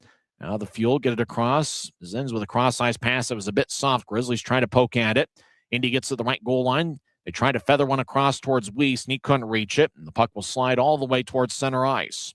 Indy rolls it back in their own zone. Now they set up shop as a Fuel. Get it ahead towards the left wing. Lapide slides into the middle of the ice. As Indy over the offensive line, Trevor Zenz skates towards the middle of the ice. He fires a righty shot, and he scores. Not sure if it got redirected, but Trevor Zenz just kind of fired a wrister that went past Miska. As Fuel get a power play goal with 6:02 left in the second. And it might have gotten redirected as Zenz is not first to the celebration aisle. As it might have gotten redirected as Zenz kind of fired an innocent-looking wrist shot towards Miska, and the puck found the goal line. And the Fuel fans do their dance. They just raise their arms one after another. So it's 3-1 Indy, 3 goals on 20 shots. They'll show the replay. Zenz just skated towards his right, ended up in the high slot, fired a wrist shot. It looked like it redirected off the stick of Michael Marquesson. Marquesson, a native of Burlington, Ontario. He redirected the Zenz shot. So Marquesson gets his 6th goal of the year, and Trevor Zenz with his 11th assist. For Zenz, it's his 3rd different team that he's played on. He previously played with Idaho and Greensboro this season. 5:58 left in the second. It's the Fuel 3 and the Grizzlies 1. It's the Utah Grizzlies Hockey Network. Since 1939, America First has helped people start businesses, buy homes and cars, and achieve their financial goals. Today, our top priority is still the financial success of you and your family, which is why we're giving new members $100 when they sign up for a basic savings and checking account, and another $100 when they upgrade to premium checking and enroll in and use direct deposit. So head to americafirst.com today and join the credit union that always puts its members first. Les Schwab changed the tire game more than 70 years ago. Today, we still believe you should get more from less. Like more hustle, less hassle. More of the best service around, less of the runaround. Because we include America's best tire warranty in every tire we sell. So you get more unbeatable warranty, less charging you extra. It's why we're more than proud to say, you get more from less. 5 minutes and 58 seconds are left in the second period. Indy got a power play goal by Michael Marquez, and he redirected the Trevor Zinn shot. Lee Lapede also picked up an assist, so Lapede has 1 goal and 1 assist tonight. It's a Fuel 3 and the Grizzlies 1. Utah scored earlier in the second period as Mathieu Boilard scored .750 for his first ECHL goal. He did have 1 goal in the SPHL and 7 goals in 3 seasons in the Federal League. As the puck goes deep into the Indy zone, over to the right wing, Ryan Taylor's on the ice wearing number 44, the St. Louis native. As Taylor making his professional debut. As the puck goes towards the right corner, Ryan Rosborough, he battles with a Fuel skater. Rosborough in his pro debut, he played at St. Cloud State University, where he's a teammate with Josh Singer over the last 2 years. And for Ryan Taylor, Taylor played his college hockey at Robert Morris this season. Before that, played 3 seasons at Clarkson University. Grizzlies get it out towards Mike Gillette, who picked up the lone assist in the Boilard goal. It ricocheted off his stick. Indy deep in their own zone. Here late in the second period, Fuel have outshot Utah 20-8. And only 2 shots here in the second period. Puck ricochets off the stick, left wing. Slides all the way towards Mitchell Weeks, who covers up. So there's 5:04 left in the second period. Grizzlies will have an offensive zone draw. As one of the linesmen talking with Mitchell Weeks. It's the same 2 linesmen that the Grizzlies had when they were in Cincinnati. Their last names are Willie and Nelson. Tyler Willie and Odie Nelson. Only 1 referee tonight, and that's Evan Reddick, who hasn't done many Grizzlies games this season. Both these clubs' NHL affiliates will face each other, as faceoff should be in about 10 minutes from now, the Avalanche and the Chicago Blackhawks. Faceoff won by Indy, as they'll throw a long-range pass as Colella battled with a Fuel skater. Now Indy back towards the right wing as Jaden Joseph slides it in. He's got 10 goals in 55 games this season. As the puck slides back towards the right corner, which is the far side as we see it, as Indy just outside the right circle, get it towards Alex DiPaolo. He tries to break free of Luke Salem. And now over to the right wing. Righty shot. That one goes wide. Might have ricocheted off the left shoulder of Miska. Salem's got an A on his sweater for the first time this season. Left wing shot. Rebound shot and a score. Alex DiPaolo gets his 4th of the year. As the shot was taken from the left point, DiPaolo got the rebound and fired a backhand shot past Miska. So just like that, with 4:29 left in the second, it's the Fuel 4 and the Grizzlies 1.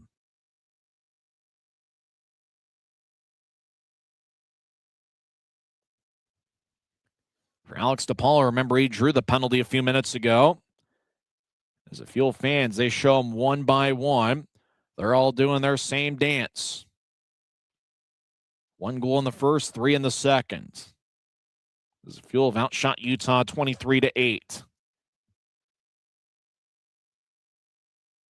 As that shot from the point, I think that was taken by Lane Brockhoff. Brockhoff in his first game of the season fired it off of Miska. And then looked like Miska lost his balance, and Apollo just kind of fired an easy backhand shot past the goal line. Grizzlies look to center it. It's ricocheted off of Geneev's stick. Geneev tried to play the pass from in front of the crease. Indy's got an extra bounce to their step. They center it, and the pass goes just wide. They're looking for Matt Petgrave out in front. About 4 minutes left in the second period. As Indy dancing back and forth, Jason Ahern gets it towards the high slot. Zins will push it towards his right. Lefty shot goes wide. A lot of traffic out in front of Hunter Miska tonight. As a Fuel, not necessarily a high-scoring team. In fact, they're last in the league in goals per game, averaging just 2.5, but they've already got 4 tonight. Sorry, pass, shot, and a score. And that's Jesse Tucker getting his 10th of the year. As Indy had the puck from behind Utah's net, just fed it in front to Tucker, and he fired it past Miska. So that'll make it a 5-1 game.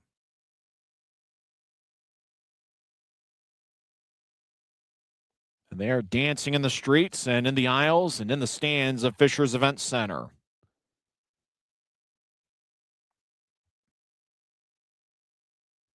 If the playoffs start today, Indy would be the 3 seed in the Central Division. Just out in front towards Tucker, and there was a Grizzly just hanging out in the crease, and it was Antonacci. And Antonacci got pushed in the back by Tucker, and as a result, not sure Miska really saw where the puck was. As it looked like it was Tyler Weiss, number 21, that was behind the net, just fed it in front to Tucker. And Jesse Tucker joins the double-digit goal-scoring club. And you got to say, based on the momentum the Grizzlies had with their successful homestand, gaining 5 out of 6 standings points against Tulsa, as they show the replay, Tucker nudged Antonacci in the back, and then about that same time, Tyler Weiss fed one out in front to Tucker, and Tucker fired it over Miska's left shoulder.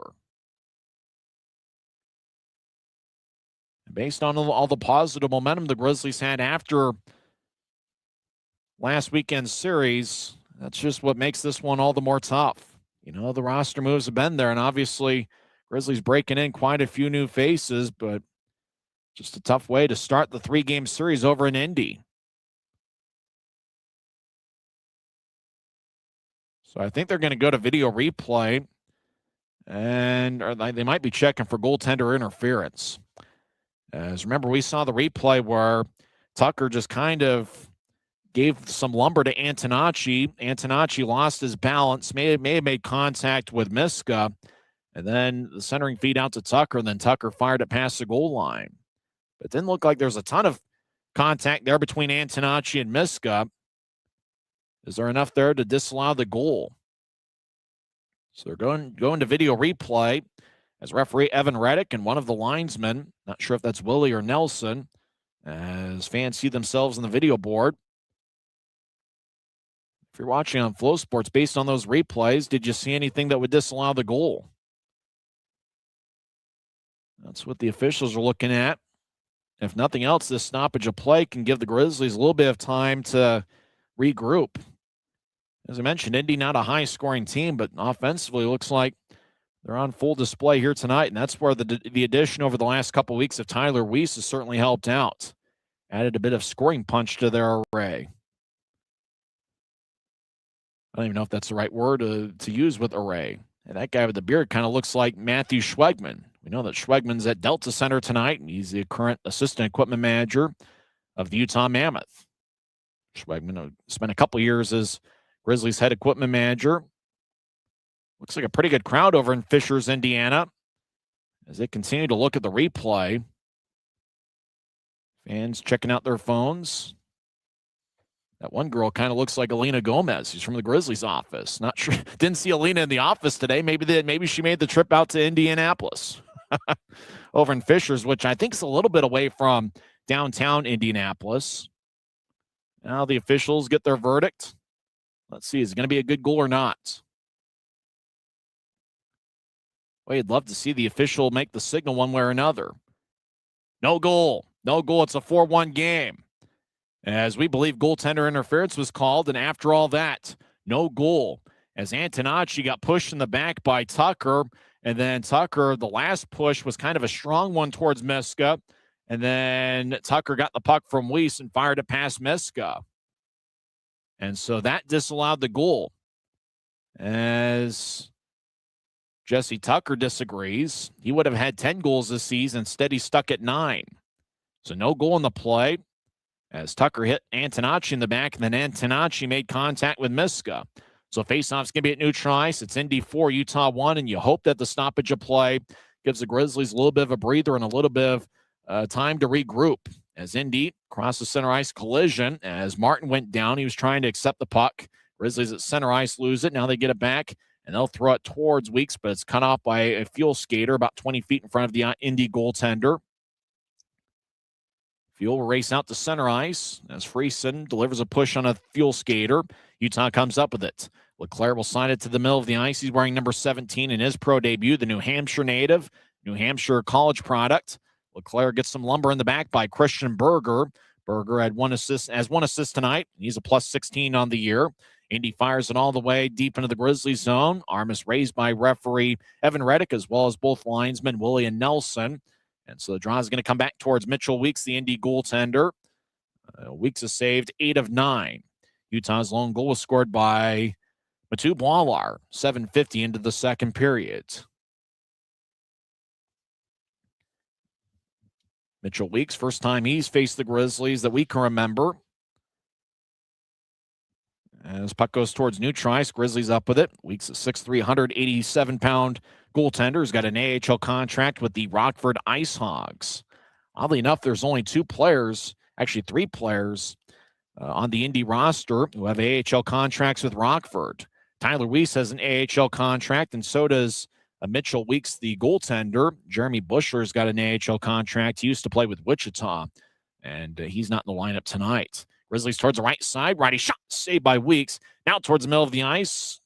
Righty shot by Zinger. That's blocked.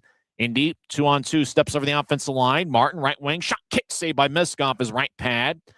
2:16 on a moving clock. Indy drops it back to the left point as a Fuel. Get it to the high slot. Now Indy skates towards the left circle as Dustin Mans skates around Utah's net. Now he gets it up top. Indy towards the left wing as Brockhoff throws it towards the left wing. Mans with the backhand shot that hits the outside of the cage. Now Mans gets in the right corner, but he loses control of the puck. Grizzlies will cross center ice. Utah cross the center, and they'll slide it towards Weeks, who outlets it to the near circle to keep the play alive. Rink-wide feed. Connects towards the left wing as Indy one-handed towards the corner. Mans gets pushed to the boards by a Grizzly. Mans spells his last name M-A-N-Z. As Indy, high slot, righty shot, save, rebound. It's poked away by a Grizzly. Good defensive play by Utah. John Gillette in the area. Puck goes towards the left wing. Indy skates towards a high slot, righty shot, and that's blocked as Bwaller's over there with Antonacci. As Indy skates towards the left corner, arm is raised by the referee. So a penalty, who's it going to be on? I think it's on Utah as they continue to play. Over to the right wing, lefty shot, and that one's kicked away by Misk, and it goes out of play. So interference is going to be the call, and it looks like it's going to be an Indy power play as there's 1:08 left in the second period. Fuel lead the Grizzlies 4-1. As a penalty, Bwalar lifted the stick of a Fuel skater. And I tell you, if interference is the call, and it's going to be on Bwalar, I tell you, if the Indy player just loosens the grip of his stick and doesn't hold it tight, and then Bwalar just lifts his stick, the stick went twirling 20 feet in the air. If that's a penalty, that's a tough one for Utah there. That's one of those that if a forward knows that he might get a stick lifted by the defenseman from underneath, you just loosen your grip on the stick, and then it doesn't take much for it to go twirling in the air. So if that's the penalty, that's a tough one. Interference is what the call is, and Bwalar goes to the box for 2 minutes. As Reed Lepsa gets the puck, he'll throw it to the middle of the ice for Friesen. Lefty shot, and he didn't get much on it. His stick breaks. Boy, Friesen with a grade A chance. He tried to go glove side on Weeks, and Friesen's equipment let him down. As we've seen plenty of broken sticks over the last few weeks. As the Fuel will bounce off a Grizzly. Indy's in the offensive zone. As Grizzlies skate from left to right here in the period. Indy throws it towards the left wing and ricochets off the stick. 38 seconds left in the period. Indy leads 4-1. As the Fuel get it towards the left wing. As Jesse Tucker, he'll throw it to the high slot for Trevor Zenz, who moves it towards his right. Now towards Miskett, ricochets off him. As Marquesan tried to play it. Marquesan already with a power play goal tonight. Zenz gets towards the right wing. Lee Lapede, he fires the righty shot. That's blocked. And it was in the jersey of Marquesan. They keep playing. Marquesan lefty shot saved by Miska. Boy, the whistle must have been late to blow as puck was inside the jersey of a Fuel skater, and then it plopped from inside the jersey of Marquesan, and then Indy was able to get a shot off. And Miska was able to make the stop with 15.8 seconds left in the second. Usually you see when the puck ends up in somebody's equipment, either inside their jersey or inside their pants, they blow the whistle immediately. But they let it go for about 3 or 4 seconds. Then the puck kind of plopped free, and Indy was able to get a good scoring chance out of it. So there's 15.8 seconds left. Fuel have 25 shots. Grizzlies have 11. As a draw won by Indy, but one of the linesmen says we'll do it over again. And Jordan Martin can't believe that. Luke Manning will take the draw. He's out there with Mikey Colella. Dylan Gratton is one of the two defensemen. We believe that the other one is Josh Singer. That's the 4 on the ice for Utah. Grizzlies won the faceoff, and Gratton will clear it out. So that'll just about do it for second period action. Colella chasing after the puck. Mitchell Weeks will fire it off at Colella. Puck hipping out towards neutral ice. 3 seconds left in the period. Indy throws in the middle of the ice. It's sniped away by Gratton. And that will do it for 40 minutes over at Fisher's Event Center. Indy had a 1-0 lead after one period. Jason Ahorn scored his first pro goal. He scored at 39 seconds into the second period.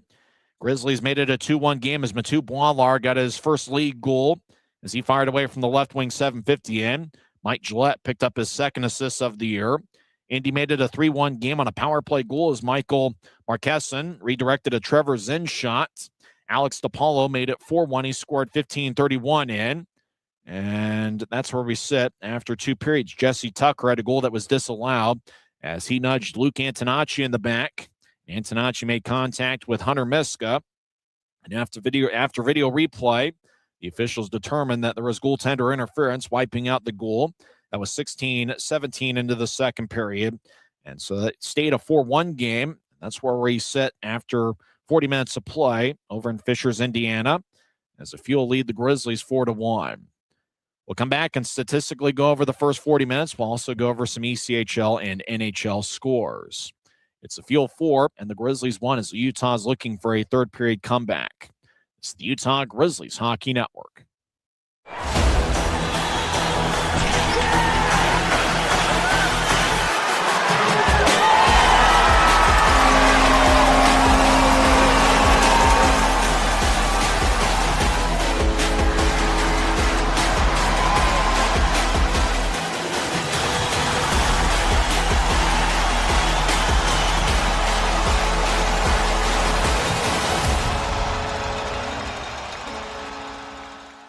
We're 20, and yeah, we're celebrating big.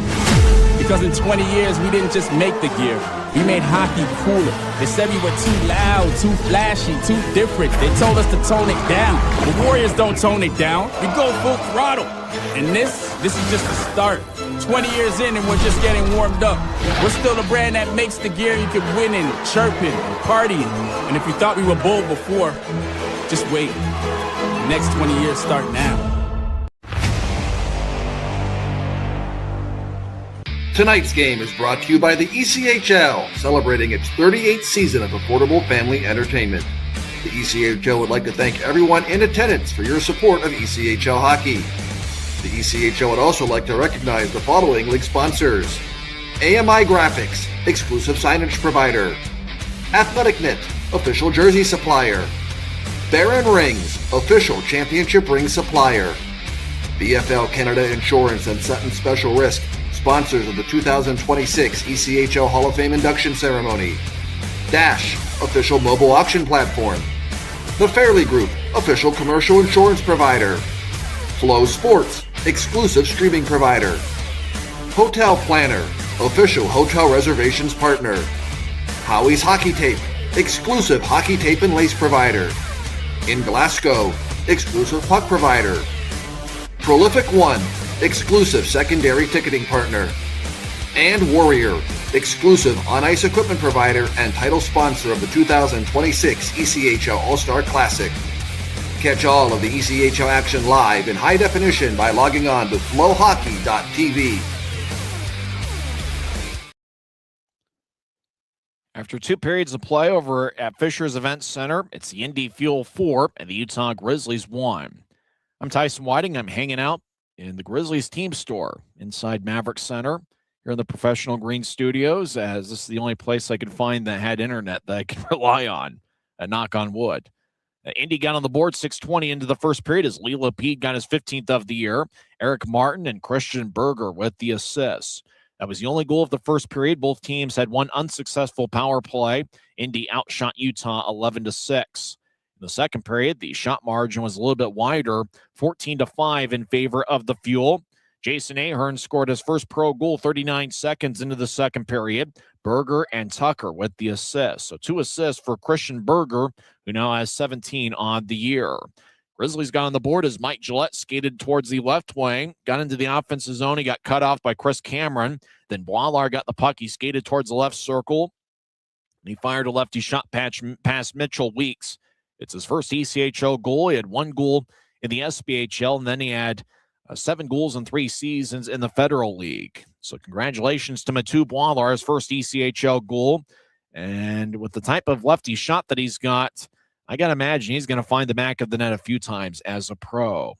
Boileau, a guy that can do it with his fists. He can drop the gloves. He's been in 5 fights this season, and he's won them all as a member of the Grizzlies. And, Boileau gets his first goal of the year. And with the added playing time that he's gotten, it's really the consistent playing time that Boileau has had. He's certainly built a lot of confidence, and he's been playing some good hockey for the Grizzlies. As Boileau is a +1 for the Grizzlies tonight, which is certainly something considering the Grizzlies are down 4-1. Luke Antonacci also a +1. He is Boileau's defensive partner here tonight. Boileau's got 1 shot, and he made it count, 7:50 into the second period. Indy got back on the board, 13:58 into the second. He'd mentioned the Fuel. They've struggled on the power play. They are 1 for 3 on the man advantage. Trevor Zenz, he was in the high slot. He fired kind of a righty wrist shot that was a low liner. It got redirected by the stick of Michael Marqueson. And Marqueson found the back of the net for the 6th time this year. Trevor Zenz and Lee Lapede each picked up an assist.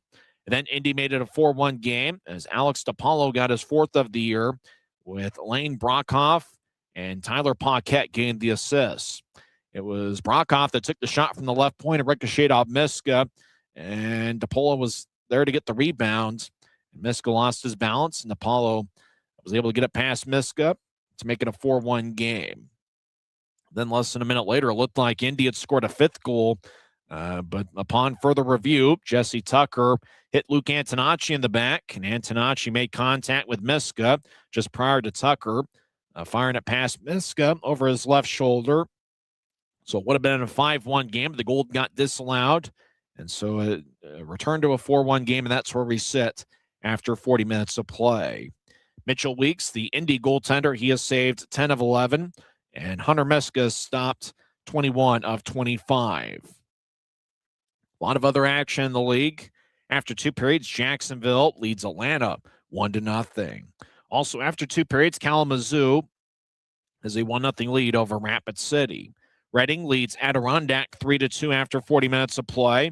Also after 40 minutes, Savannah leads Greenville 3-2. Former Grizzly Keaton Mastrodonato scored 18:24 into the first.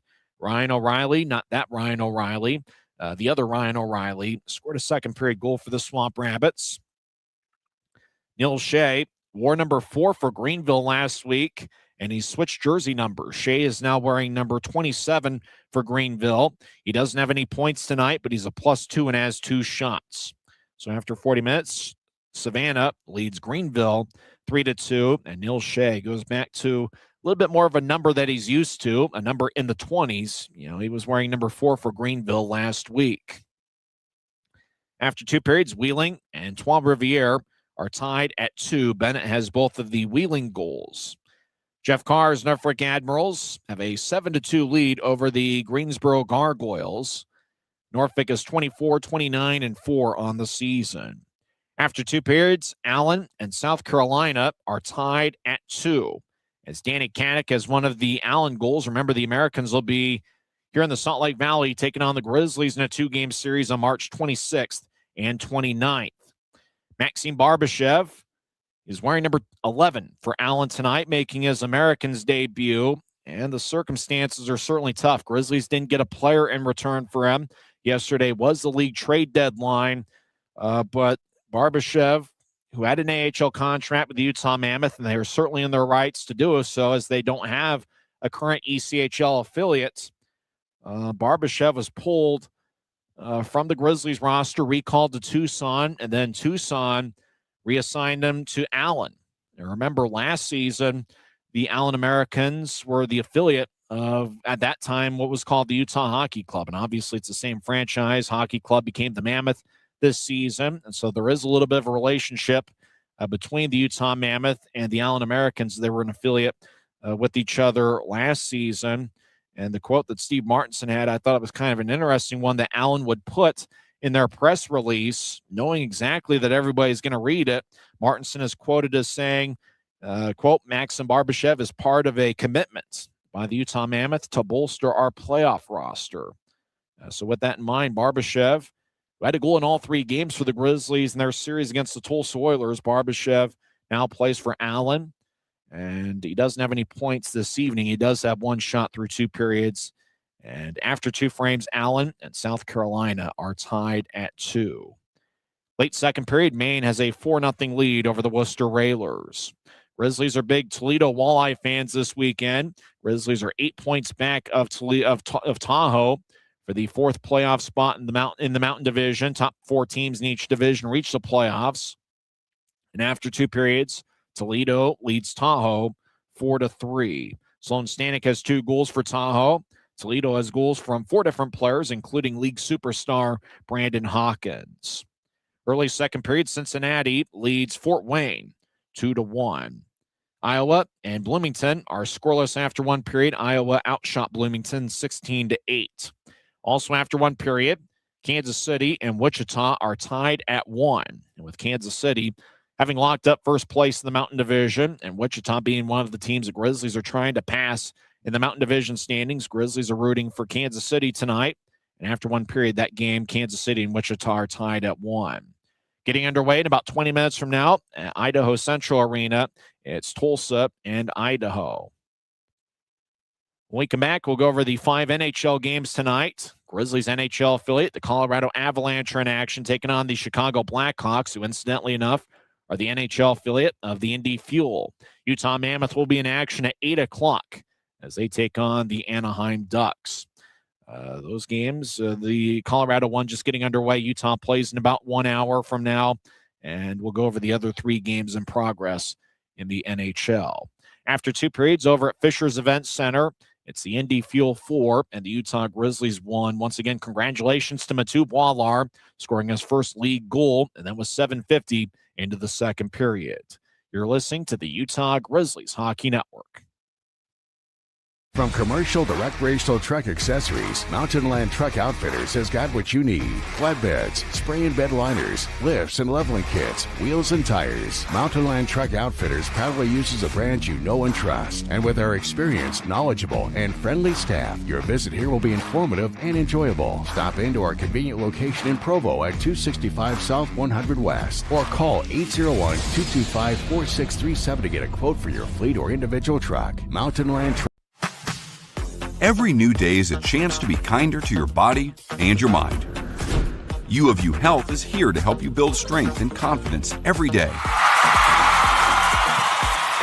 Let us help you be a better you. U of U Health, official health partner for the Utah Jazz, Utah Hockey Club, Utes Athletics, and the Utah Grizzlies. Take the first step today at uofuhealth.org.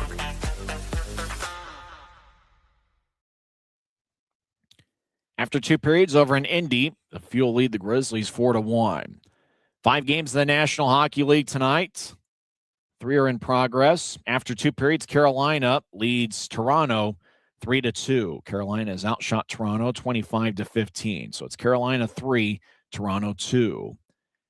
Also after 2 periods, Capitals got a first period goal from Ryan Leonard, and that was 9:36 in, and that's the only goal of the game. Capitals 1, Devils nothing after 40 minutes of play. And halfway through the first period, over in Chicago, Colorado and Chicago are scoreless. Avalanche have outshot the Blackhawks 11-2. Getting underway in a few minutes from now, Panthers are at the Flames, and at 8 o'clock, the Anaheim Ducks and their 37-27-4 record have a big one against the Utah Mammoth, who are 36-27-6. The Mammoth have been outstanding this week, as on Monday they got a big victory 6-3 over the Dallas Stars. And then last night, Veggie picked up a 28-save shutout, and the Mammoth got 2 goals from Clayton Keller and 1 goal and 1 assist from Barrett Hayton as Utah defeated Vegas 4-0. So that's the 5 games in the National Hockey League. Obviously, tomorrow is going to be a busy slate as well. And for the Mammoth, it's the second game of a back-to-back, and they are at Delta Center taking on the Anaheim Ducks, which should certainly be an interesting one. Over in Indy, the Grizzlies are looking for a third-period comeback as they trail the Fuel 4-1. It's game 61 of 72 in the regular season. If you joined us late, Danny Genev won the league's Player of the Week award, and he was certainly outstanding in the 3-game series against the Indy Fuel. Genev's got one shot on goal here so far tonight. But if you're talking about the most thrilling finish to a game that we've seen all season, obviously the Grizzlies have had some crazy games on the road, but from games that have been played at Maverick Center, I don't think it gets much better than Genev scoring with 10.5 seconds left in regulation, especially considering that Tulsa had put together a comeback bid as they had scored 2 goals in about a 2-minute stretch, including the game-tying goal by Dougie Legron with 25 seconds left. So it looked like for sure we were headed to overtime, and the Grizzlies needed a miracle, and Danny Genev certainly produced the miracle for the Grizzlies as Barbashev took the shot from the left side. It ricocheted off of Vyacheslav Butyets, the Tulsa goaltender, and Genev, who started the play over on the left wing, just kind of anticipated where the puck was going to end up. And then when Barbashev fired it off of Butyets, Genev was in the right place at the right time. And it seems like there's been many occasions this season where Genev's been in the right place at the right time. And he certainly was there late in regulation on Sunday as he completed the hat trick. And it was his 3rd hat trick of the season. He's just the 3rd Grizzly in their ECHL era to have 3 hat tricks in a season. Ryan Kanaswich had 3 games of 3 goals or more during the 2009-2010 season. And then Colin Vach had 3 shutouts for the Grizzlies, and that was during the 2012-2013 season. That year, the Grizzlies had 5 shutouts. Utah is still far away from the team record for shutouts for hat tricks in a season, as Utah had 11 games where players had 3 or more goals during the 2007-08 season. So 4 hat tricks for Utah this year, including 3 by Danny Genev. That's the most that the Grizzlies have had as a team since they had 4 hat tricks during the 2020-21 season, as they got 3 or more goals from 4 different players. Grizzlies had 6 hat tricks during the 2019-2020 season, including 2 by Josh Dickinson, as well as another 2 by Ty Lewis, Tim McGauley, and Joe Wegworth. Each had 1 game of 3 goals during that abbreviated 2019-2020 season. We'll come back in 1 minute and have 3rd period action, as we'll see if the Grizzlies have a comeback in them. Indy leads Utah 4-1. Fuel have been a successful team this season, as they are currently in 3rd place in the Central Division. You're listening to the Utah Grizzlies Hockey Network. Since 1939, America First has helped people start businesses, buy homes and cars, and achieve their financial goals. Today, our top priority is still the financial success of you and your family, which is why we're giving new members $100 when they sign up for a basic savings and checking account, and another $100 when they upgrade to premium checking and enroll in and use direct deposit. So head to AmericaFirst.com today and join the credit union that always puts its members first. Les Schwab changed the tire game more than 70 years ago. Today, we still believe you should get more from less. Like more hustle, less hassle. More of the best service around, less of the runaround. Because we include America's best tire warranty in every tire we sell. So you get more unbeatable warranty, less charging you extra. It's why we're more than proud to say, you get more from less. Are about set for 3rd period action over in Fishers, Indiana, as Indy leads 4-1. Indy will be on the power play for the first 53 seconds of the 3rd period, as Boilar has 53 seconds left in the box. And, for the Fuel, they're 1 for 3 on the power play so far this evening. For the Grizzlies, there's a little bit of an adjustment to be made on their power play without the Grizzlies captain Tyler Gratton, who's out with a lower body injury. One of the big storylines coming in, and obviously with the game starting at 5 o'clock in the Mountain Times, and we know there's a lot of people that are tuning in progress as this game is progressing. Rylan Kovacevic is on the ice for the first time since November 15th, as he is making his 5th appearance this season, which makes him postseason eligible. He's got an AHL contract with the Colorado Eagles, so it's certainly great to see him out there. And also, if you joined us late, there are 3 Grizzlies making their pro debuts. They're all forwards. Cy Leclerc is wearing number 17, and he's on a forward line with Evan Friesen and Reed Webster. Ryan Taylor's a big 6'3" forward from St. Louis. That's where he's a native from. And he's on a forward line with Ryan Rosborough, who's also making his pro debut. And it looks like 20 seconds of action they haven't shown the ice yet. You got to be kidding me.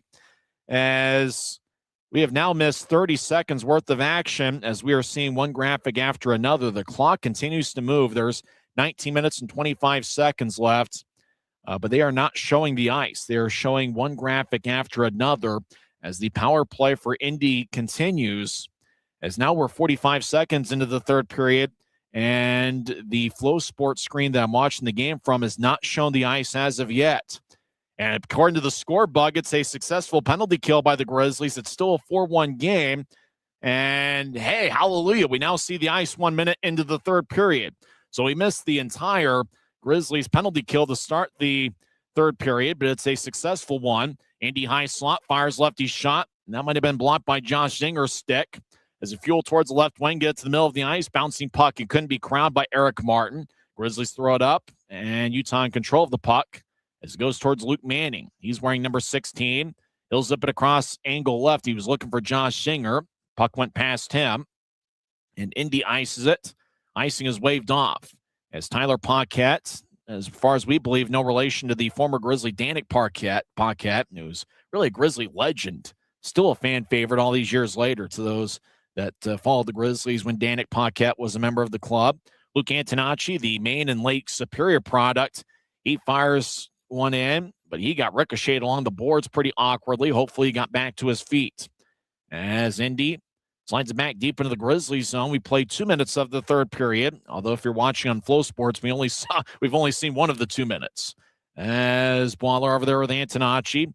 I probably will have to write a book about all these crazy experiences we've had over 6 years with remote broadcasts. We've seen just about all of it.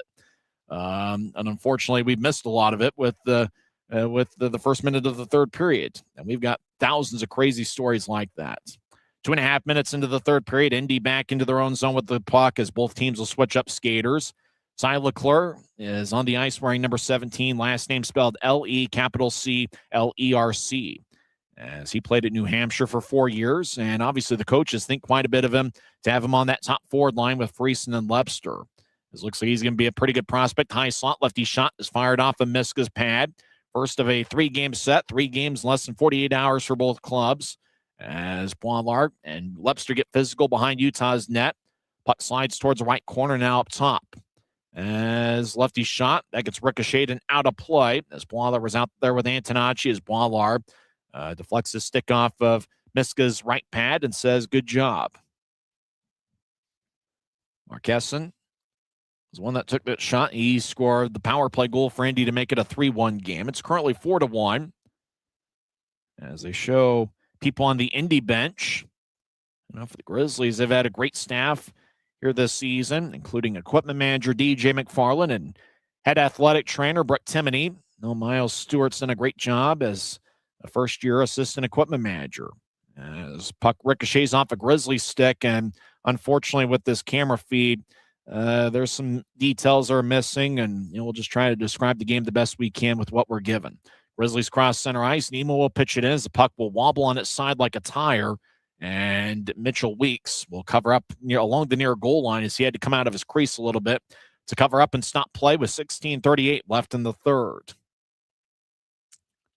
So it's going to be an offensive zone draw for Utah.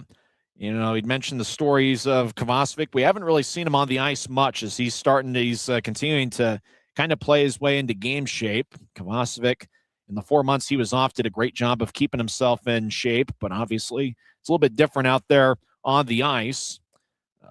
Kovacevic is on the ice right now as Luke Manning's taking the draw and Danny Genev as well. As Manning taking the face-off, left circle. Watch out for Kovacevic. He's in the slot. He's looking for his first pro goal. It's Indy 4, Utah 1. Grizzlies have been outshot 26-12. Grizzlies win the face-off. Genev shields a big Indy defenseman, Christian Berger of the puck. Berger listed at 6 feet, 194 pounds. He looks a little bit bigger than that. Indy over the offensive line. Lapid feeds to the middle of the ice, backhand shot. It ricochets on Miska. That shot was taken by Eric Martin, the 5'11", 175-pound forward. Indy's Christian Berger has a puck.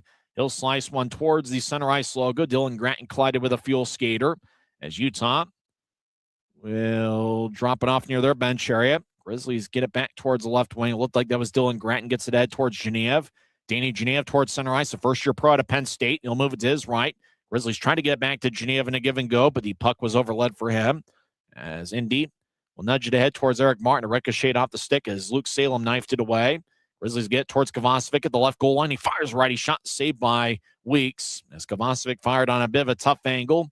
Weeks had a bounce up his pad. As Grizzlies have it at neutral ice, Genev will slide it back into his own zone. We played 4.5 minutes of this third period. Indy leads 4-1. Nobody has scored so far in the third frame.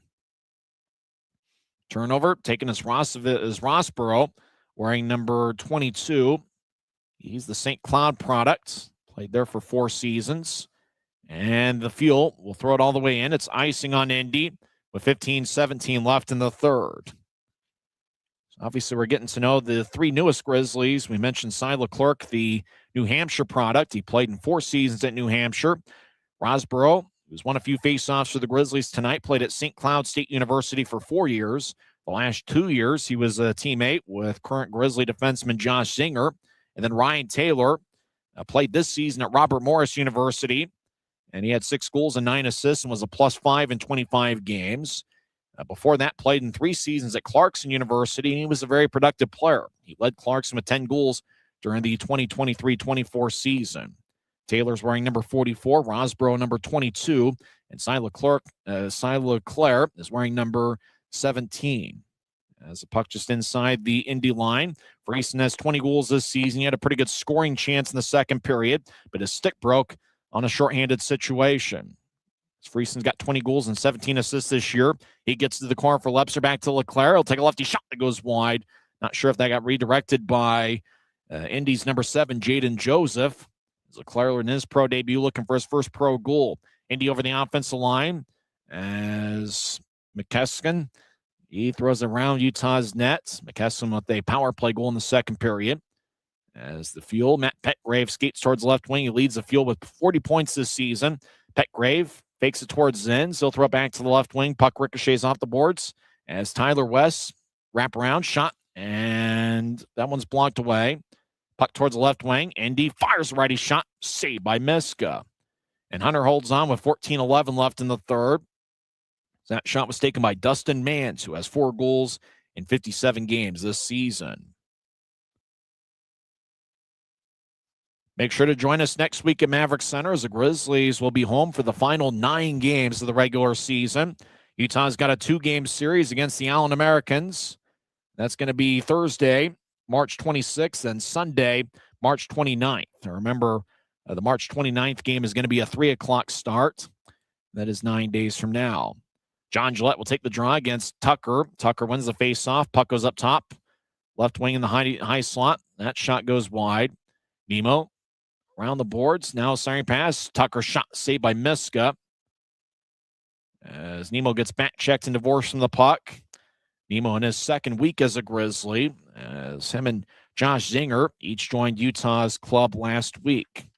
As Nemo played at Niagara University this season, he played with 3 different colleges. As Indy over the offense line, they get around Colby Inns. Stopping is Indy's Tyler Weiss. As left wing righty shot, and that's blocked. I think there was a football player named Trevor Weiss. Grizzlies ice it. As it goes all the way down, the whistle blows with 13:29 left in the third.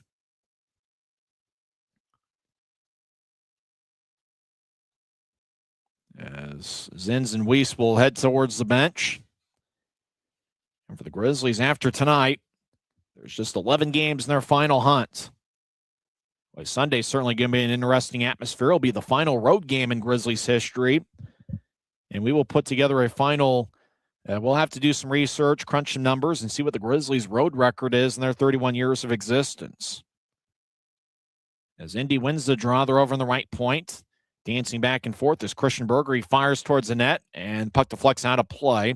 As Miska raised his left arm in the air, And the officials blow the whistle. 13:24 is left in the third. Indy 4, Utah 1. We're back in 1 minute on the Utah Grizzlies Hockey Network. Grisby commutes to work by riding UTA. It gives him time to make friends and relax before arriving to the Maverick Center. But how can Grisby keep enjoying that feeling throughout the entire day? An idea! Utah Transit Authority, proud sponsors of the Utah Grizzlies.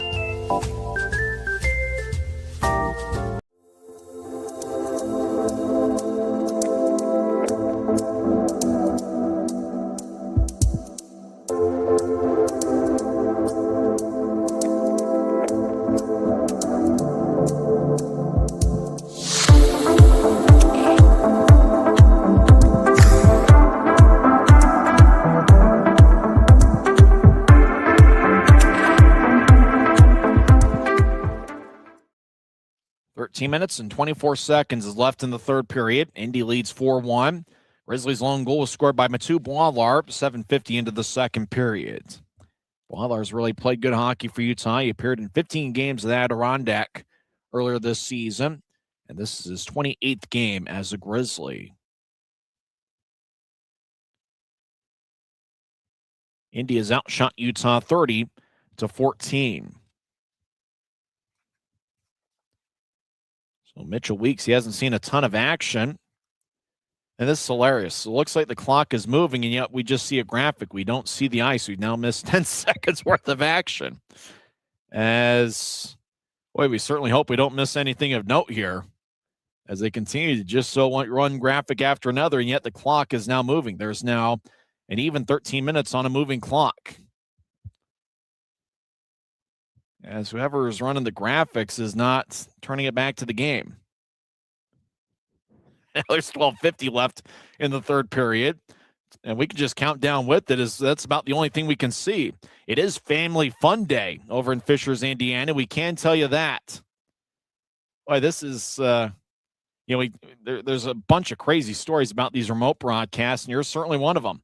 We have now missed a good 40 seconds worth of action as we are seeing graphics while action apparently is happening on the ice. There's now 12:20 left in the third period. We do know the graphic. It says IND versus UTA. We've now missed another minute worth of action. It is Family Fun Day, and now we're back to seeing the game after missing about a minute. Grizzlies have the puck. Geneva's at neutral ice. Nudge it ahead. He was trying to get towards Rosborough. Rosborough, the big 6'3" forward.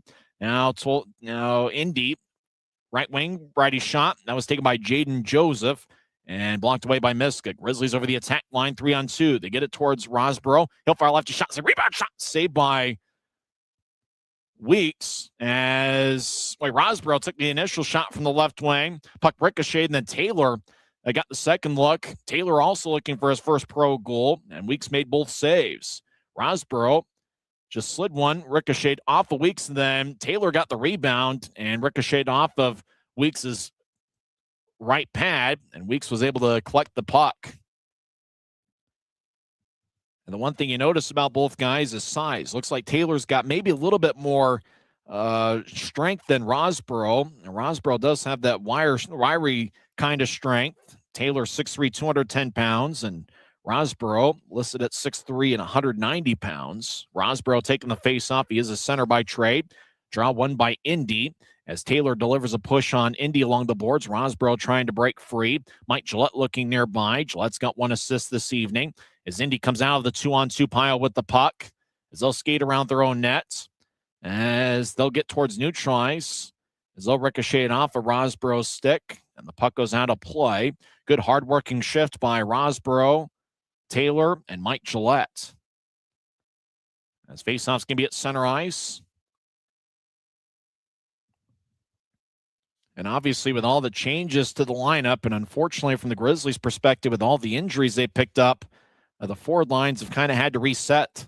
And there's been a lot of forward combinations that haven't played together. In fact, I'd probably say the one that maybe played a little bit last week was Mikey Colella with John Gillette and Nicholas Nemo. Grizzlies skate in. They try to center it towards LeClaire, and he couldn't reach it. He tried to get a centering pass out in front from Reed Webster. As Grizzlies in the offensive zone, Webster gets up top towards Dylan Gratton. He fires lefty shot, and that one's sticked away. Looks like Webster's also got an A on his sweater as he'll slide it towards the right circle. Grizzlies look to center it to Friesen and ricochet off his stick. Taking the puck is Dylan Gratton. He'll get it towards Webster on the right point. Now Colby Enns, right wing, fires towards the net. That one's blocked away. A Grizzly gets cross-checked in the back, and the puck is covered up by Mitchell Weeks. 10:44 is left in the third period. And a good shift by the Grizzlies' top forward line of Webster, Friesen, and LeClaire. Cy LeClaire essentially taking the spot of Tyler Gratton, the Grizzlies' captain, who's currently out with a lower body injury. And since we know there's a lot of people that joined us late with the early start time here in the Mountain Time Zone, we'll go over the scratches once again. Robbie Stucker's out, as well as Stepan Timofeyev. Riley Connors is missing his third straight game.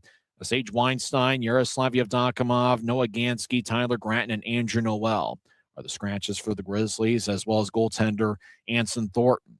Grizzlies have it in their own zone. Luke Salem will slide it ahead. Salem's been a strong assist scorer for the Grizzlies as of late. Grizzlies to the right wing, fired in. Looked like Indy was delivering a big-time hit on the Grizzly that dumped it deep into the offensive zone. Grizzlies skate from right to left as we see the game, or at least see some of the game. Here on Flow Sports, we have missed at least 2 minutes worth of action in this third period. Zinger skates towards the right circle, toe drag, righty shot. That one's blocked away. Zinger fires away again. Too much traffic out in front of Weeks. Puck ricochets towards the high slot as it got some air under it. Nicholas Nemo, left wing, tried to roll one out in front. Nobody was home as Nemo lets it go towards the right corner. Actually, it was Colella. Now Salem, he's over in the left point. Colella joins the play to keep it in. Colella gets it back in deep as the puck along the boards. Lee Lapede, who's got 1 goal and 1 assist tonight. No pitchfork it ahead. Taking his stage, and he races down the middle of the ice to take a lefty shot, and it goes wide. As he tried to go glove side on Weeks and didn't miss it by much. Indy's got the puck with 9:35 on a moving clock here in the third period. As they loop it ahead towards the Grizzlies bench. As taken by Antonacci. Now the Grizzlies will slide one angle left. We get a whistle as play stops at 9:31 left in the third. Well, nobody has scored here so far in the third frame as it's Indy 4, Utah 1. We'll come back in 1 minute. This is the Utah Grizzlies Hockey Network. Since 1939, America First has helped people start businesses, buy homes and cars, and achieve their financial goals. Today, our top priority is still the financial success of you and your family, which is why we're giving new members $100 when they sign up for a basic savings and checking account, and another $100 when they upgrade to premium checking and enroll in and use direct deposit. So head to americafirst.com today and join the credit union that always puts its members first.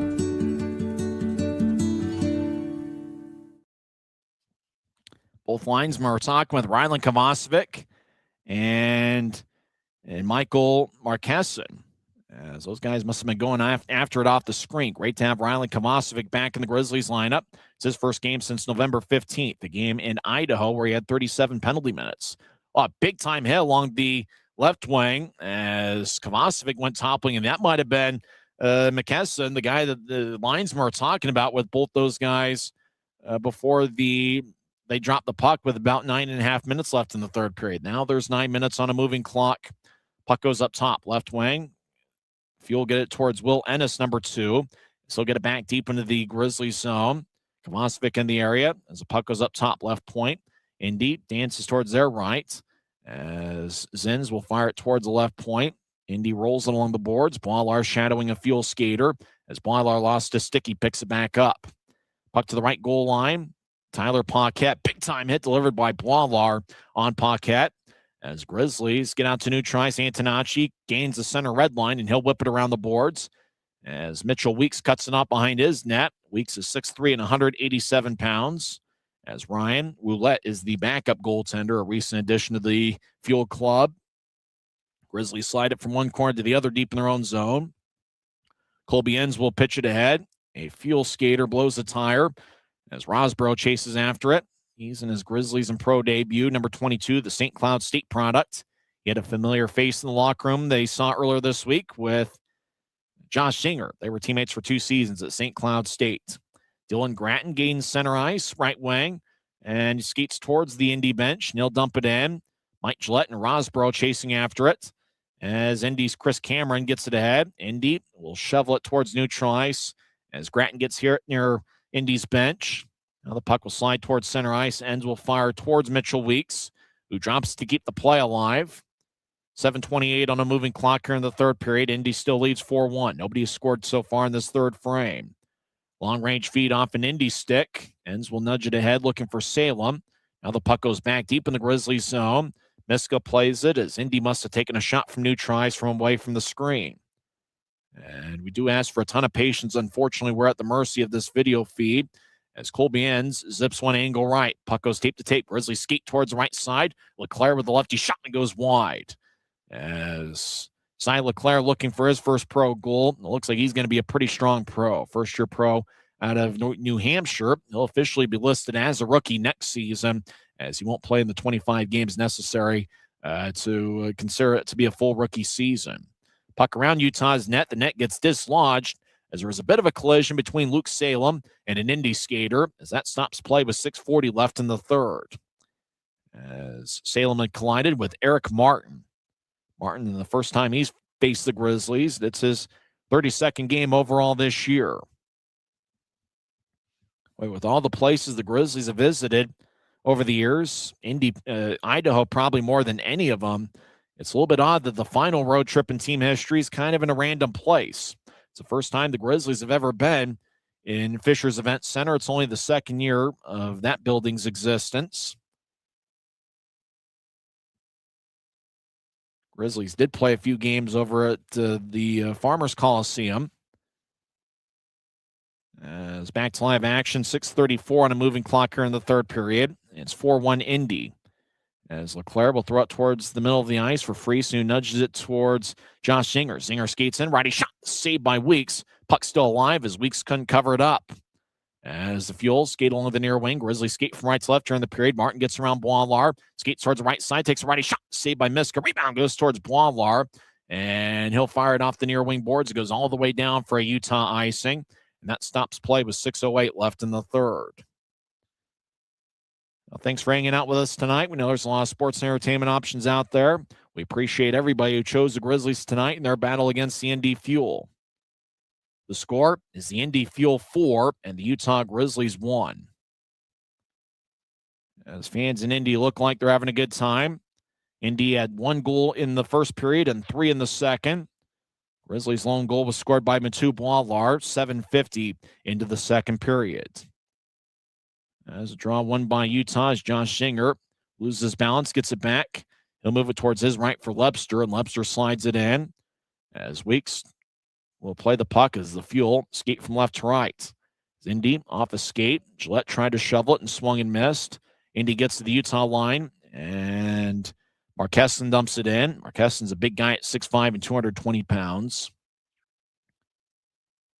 Puck deeper into the Grizzlies zone. Marquesson trying to flip it out in front. Puck got some air under it. Right wing, righty shots blocked by Antonacci's skate. That was taken by Dustin Mans. Mans has played with 3 different teams in this league. The Fuel are his 4th team in this league that he's played for. As the Fuel get it across towards the near point, Mikey Colella will push a Fuel skater out to neutral ice. As Mikey Colella, he's really built some confidence over the last few weeks and has played some good hockey.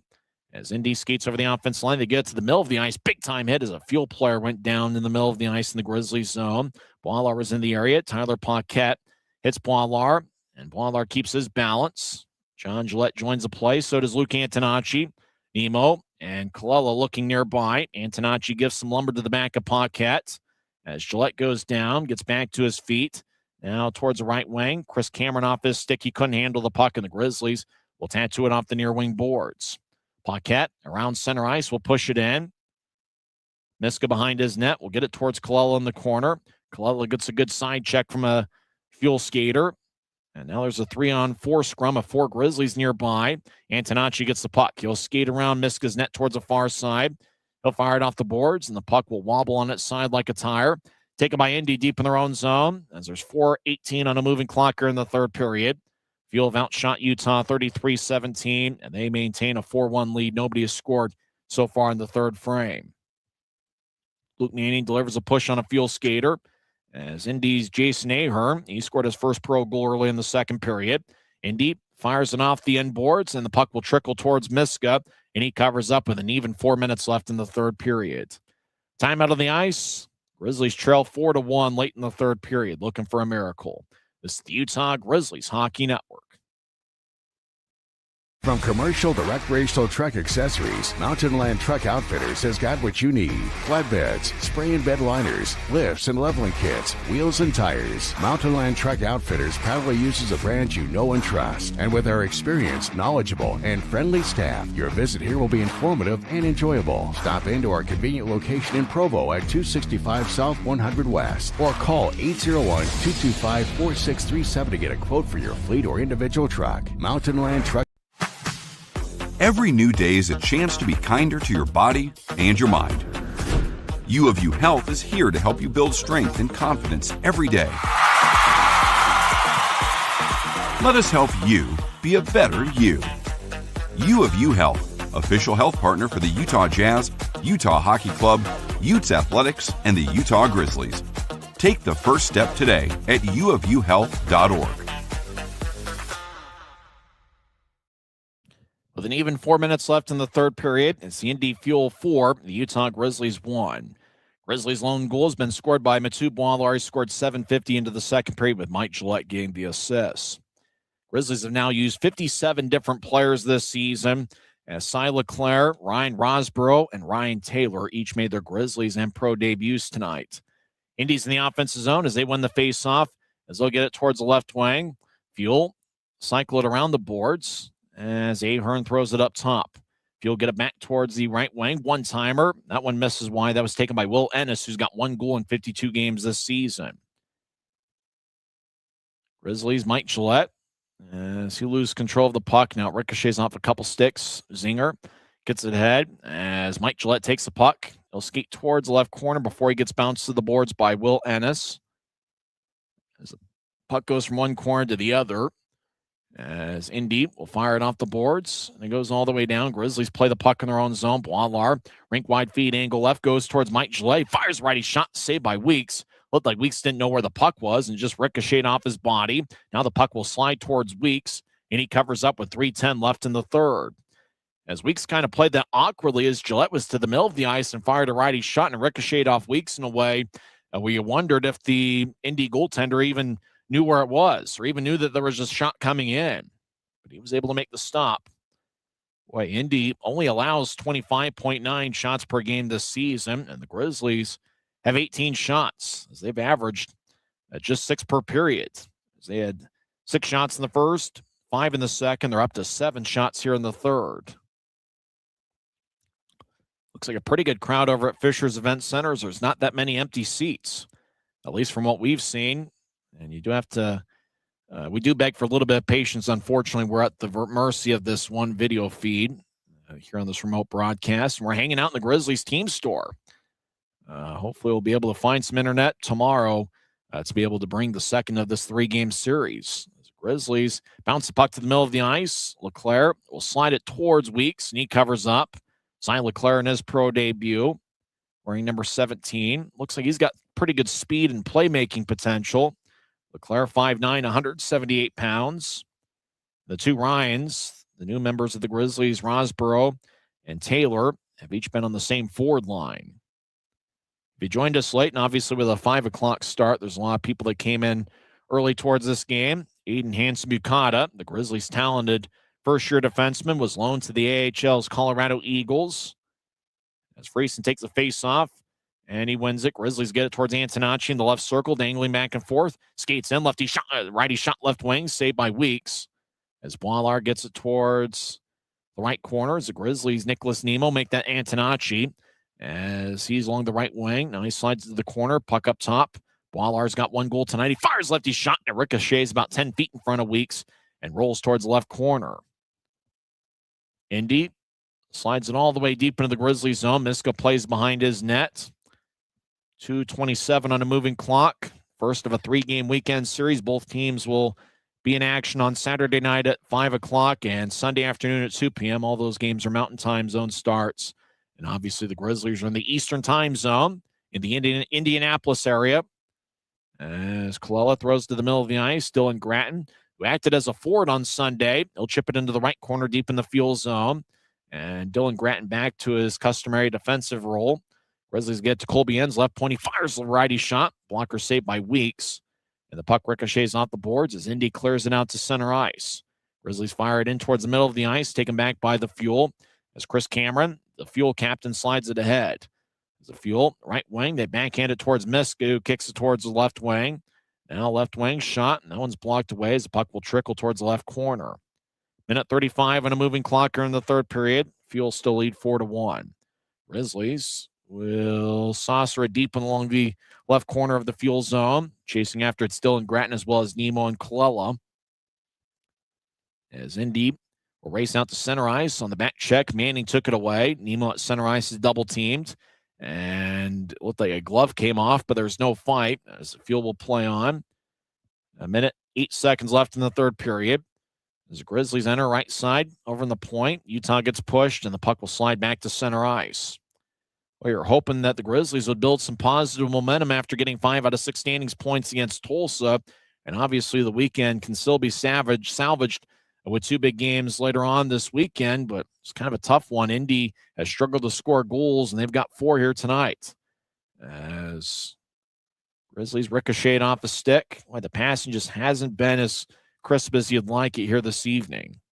Fuel will dump it in. Miska tried to throw an outlet pass and instead threw it to the left corner where Indy picked it off. Fuel skate in, and the shot is batted away by Miska. 25 seconds left, and we could pretty much put this game in the refrigerator. As the Fuel with the 4-1 lead, they won all 3 games against Utah late November during the 2024-25 season. As Zinger back behind his net, 12 seconds left. Indy kind of played more their style of hockey, a little bit grungy, and for the Grizzlies, they got to find a way to speed things up and utilize their playmaking ability tomorrow night if they want to get 2 standings points. Time runs out. Neither team scored in the third period, and Indy comes away with a 4-1 victory as Lee Lapede had 1 goal and 1 assist. And Mitchell Weeks was solid in net as he saved 20 of 21. The Grizzlies' lone goal was scored by Matu Boilar as he found the back of the net, 7:50 into the second. It was his first league goal. He had 1 goal in the SPHL and 7 in his Federal League career, which lasted 3 seasons. The Fuel fans are having a good time as Indy comes away with a 4-1 victory. They had 1 goal in the first period and 3 in the second. As we mentioned, Boilar scored Utah's lone goal, 7:50 into the second period, assisted by Mike Gillette. It's great to see Rylan Kovacevic back on the ice for the first time since November 15th. And for the Grizzlies, they've got 3 promising forwards that have been added to the lineup as Cy Leclerc, Ryan Rosborough, and Ryan Taylor each made their pro debuts. We'll come back and have the post-game story in 30 seconds. Once again, the final score from Fisher's Event Center. It's the Indy Fuel 4 and the Utah Grizzlies 1. This is the Utah Grizzlies Hockey Network.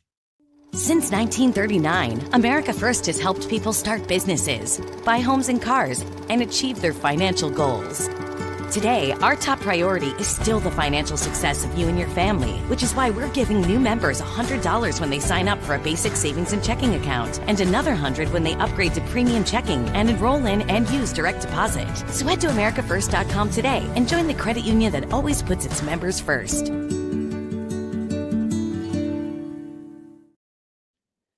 Now, just a tough one for the Grizzlies as Indy comes away with a 4-1 victory. Fuel got on the board 6:20 into the first period as Lee Lapede scored his 15th of the year. Martin and Berger with the assists. It was a 1-0 Fuel lead after 1 period. Indy extended their lead to 2-0 as Jason Ahern scored what we believe is his first pro goal as he was making his Fuel debut, and we think it was his pro debut. He scored 39 seconds in with Berger, and Tucker gained the assists.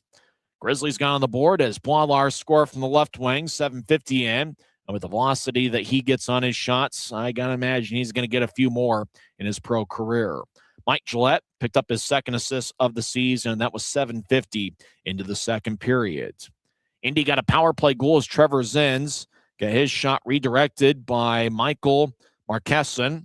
Marqueson, the big 6'5", 220-pound forward, scored his 6th goal of the year as he redirected the Trevor Zins shot. 13:58 in. That was a power play goal. Indy went 1 for 3 on their power play. Grizzlies were 0 for 2. Lee Lapide picked up an assist, which gave him a multiple-point game. He now has 18 assists on the year.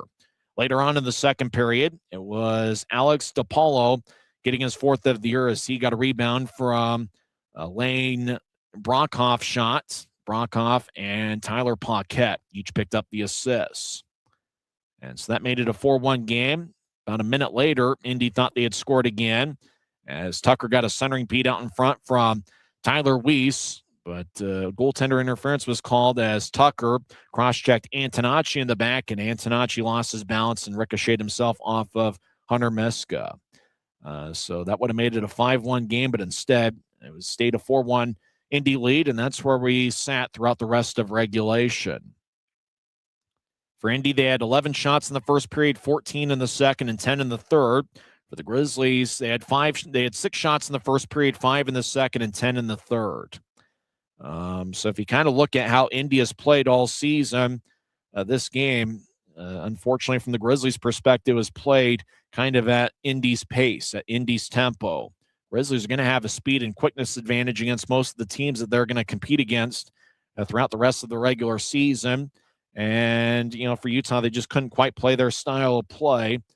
The tough thing really is coming into about last week, the Grizzlies really had some forward lines that were developing quite a bit of chemistry.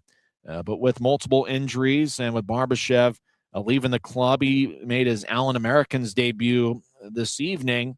The Grizzlies have kind of had to reset the forward units, and it's going to take them a few games to get that chemistry. The forward lines had Cy Leclerc with Evan Friesen and Reed Lepster. Obviously, Friesen and Lepster played together for over a month, but with Tyler Gratton out of the lineup, Leclerc joins that mix. Genev has played with a lot of different forward combinations, but he really hasn't played with Manning and Rylan Kovacevic much this year. Mikey Colella, along with John Gillette and Nicholas Nemo. Obviously, Nemo just joined the club last week. I do think there were some promising things that we saw with Ryan Taylor, who's got some size and power potential. Ryan Rosborough looked like he had the ability to win some faceoffs. And Mike Gillette, obviously, with his second period assist, he had a hardworking game. That forward line's got a little bit of potential to it. Obviously, the Grizzlies miss Aiden Hans-Bucata. Their top scoring defenseman. It was loaned to the AHL's Colorado Eagles. Looks like he's going to be with Colorado. Not sure how long, but obviously with the season he has had, he was deserving of an AHL call-up at some point this year. For Hunter Miska, he saved 31 of 35. He gets the losses. His record goes to 3-3-2. And for Indy getting the victory, Mitchell Weeks, his record goes to 16-12-5 as he saved 20 of 21. For the Grizzlies, so it's just one of those things that for the Grizzlies, obviously, they had built a little bit of consistent chemistry over the last few weeks, and it just seems like with all the roster moves and with all the new faces, it's just going to take some games just kind of, get things resettled in. But unfortunately for the Grizzlies, time's running out as there's just 11 games left in the regular season. For the Grizzlies, their record falls to 23-29-8-1.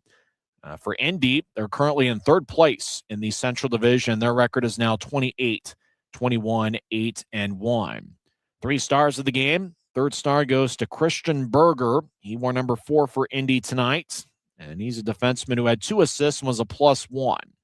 So Christian Berger is the number 3 star. Lee Lapide is the second star. Lapide had 1 goal and 1 assist. He was a +1 and had 2 shots. In his Indy Fuel and pro debut, Jason Ahern is the number 1 star as he scored his first pro goal. It turned out to be the game winner 39 seconds into the second period. So that's the 3 stars of the game. We'll see if the Grizzlies can bounce back tomorrow, as it's a quick turnaround, as both teams will meet tomorrow night at 5 o'clock. That's a Mountain Time Zone start. They'll start at 7 o'clock locally in Indianapolis, and then Sunday it's going to be a 2 o'clock Mountain Time Zone start. And you're going to want to make sure to tune into Sunday's game, as it's the final regular season road game in Grizzlies history. We'll have some fun facts and things to talk about on Sunday. Maybe have some memories of road games this season, or maybe road games of years past. So that'll be a lot of fun. That's going to be the game on Sunday, the last of the 3-game series over in the Indianapolis area. That'll just about wrap things up Thanks for hanging out with us tonight. I know it can be difficult with these remote broadcasts to sometimes see what's going on. And so thanks for sticking with us here this evening and having a little bit of patience. See if the Grizzlies can bounce back tomorrow as we'll get to know the new Grizzlies a little bit more. We'll see if the Grizzlies can get a little bit of revenge, as Indy was a 4-1 winner this evening. Grizzlies' road record falls to 16-14-3-1 on the year. Next broadcast of Grizzlies hockey will be tomorrow night. 4:50 pregame show, face off at exactly 5 o'clock, as it looks like they start at the top of the hour over in Indianapolis. Final score once again is the Indy Fuel 4, the Utah Grizzlies 1. We hope you enjoyed the broadcast and not necessarily the final outcome. I'm Tyson Whiting, and I'm just pursuing my dream, and that's to someday, in the very near future, get to the National Hockey League. You've been listening to the Utah Grizzlies Hockey Network. Good night, everybody.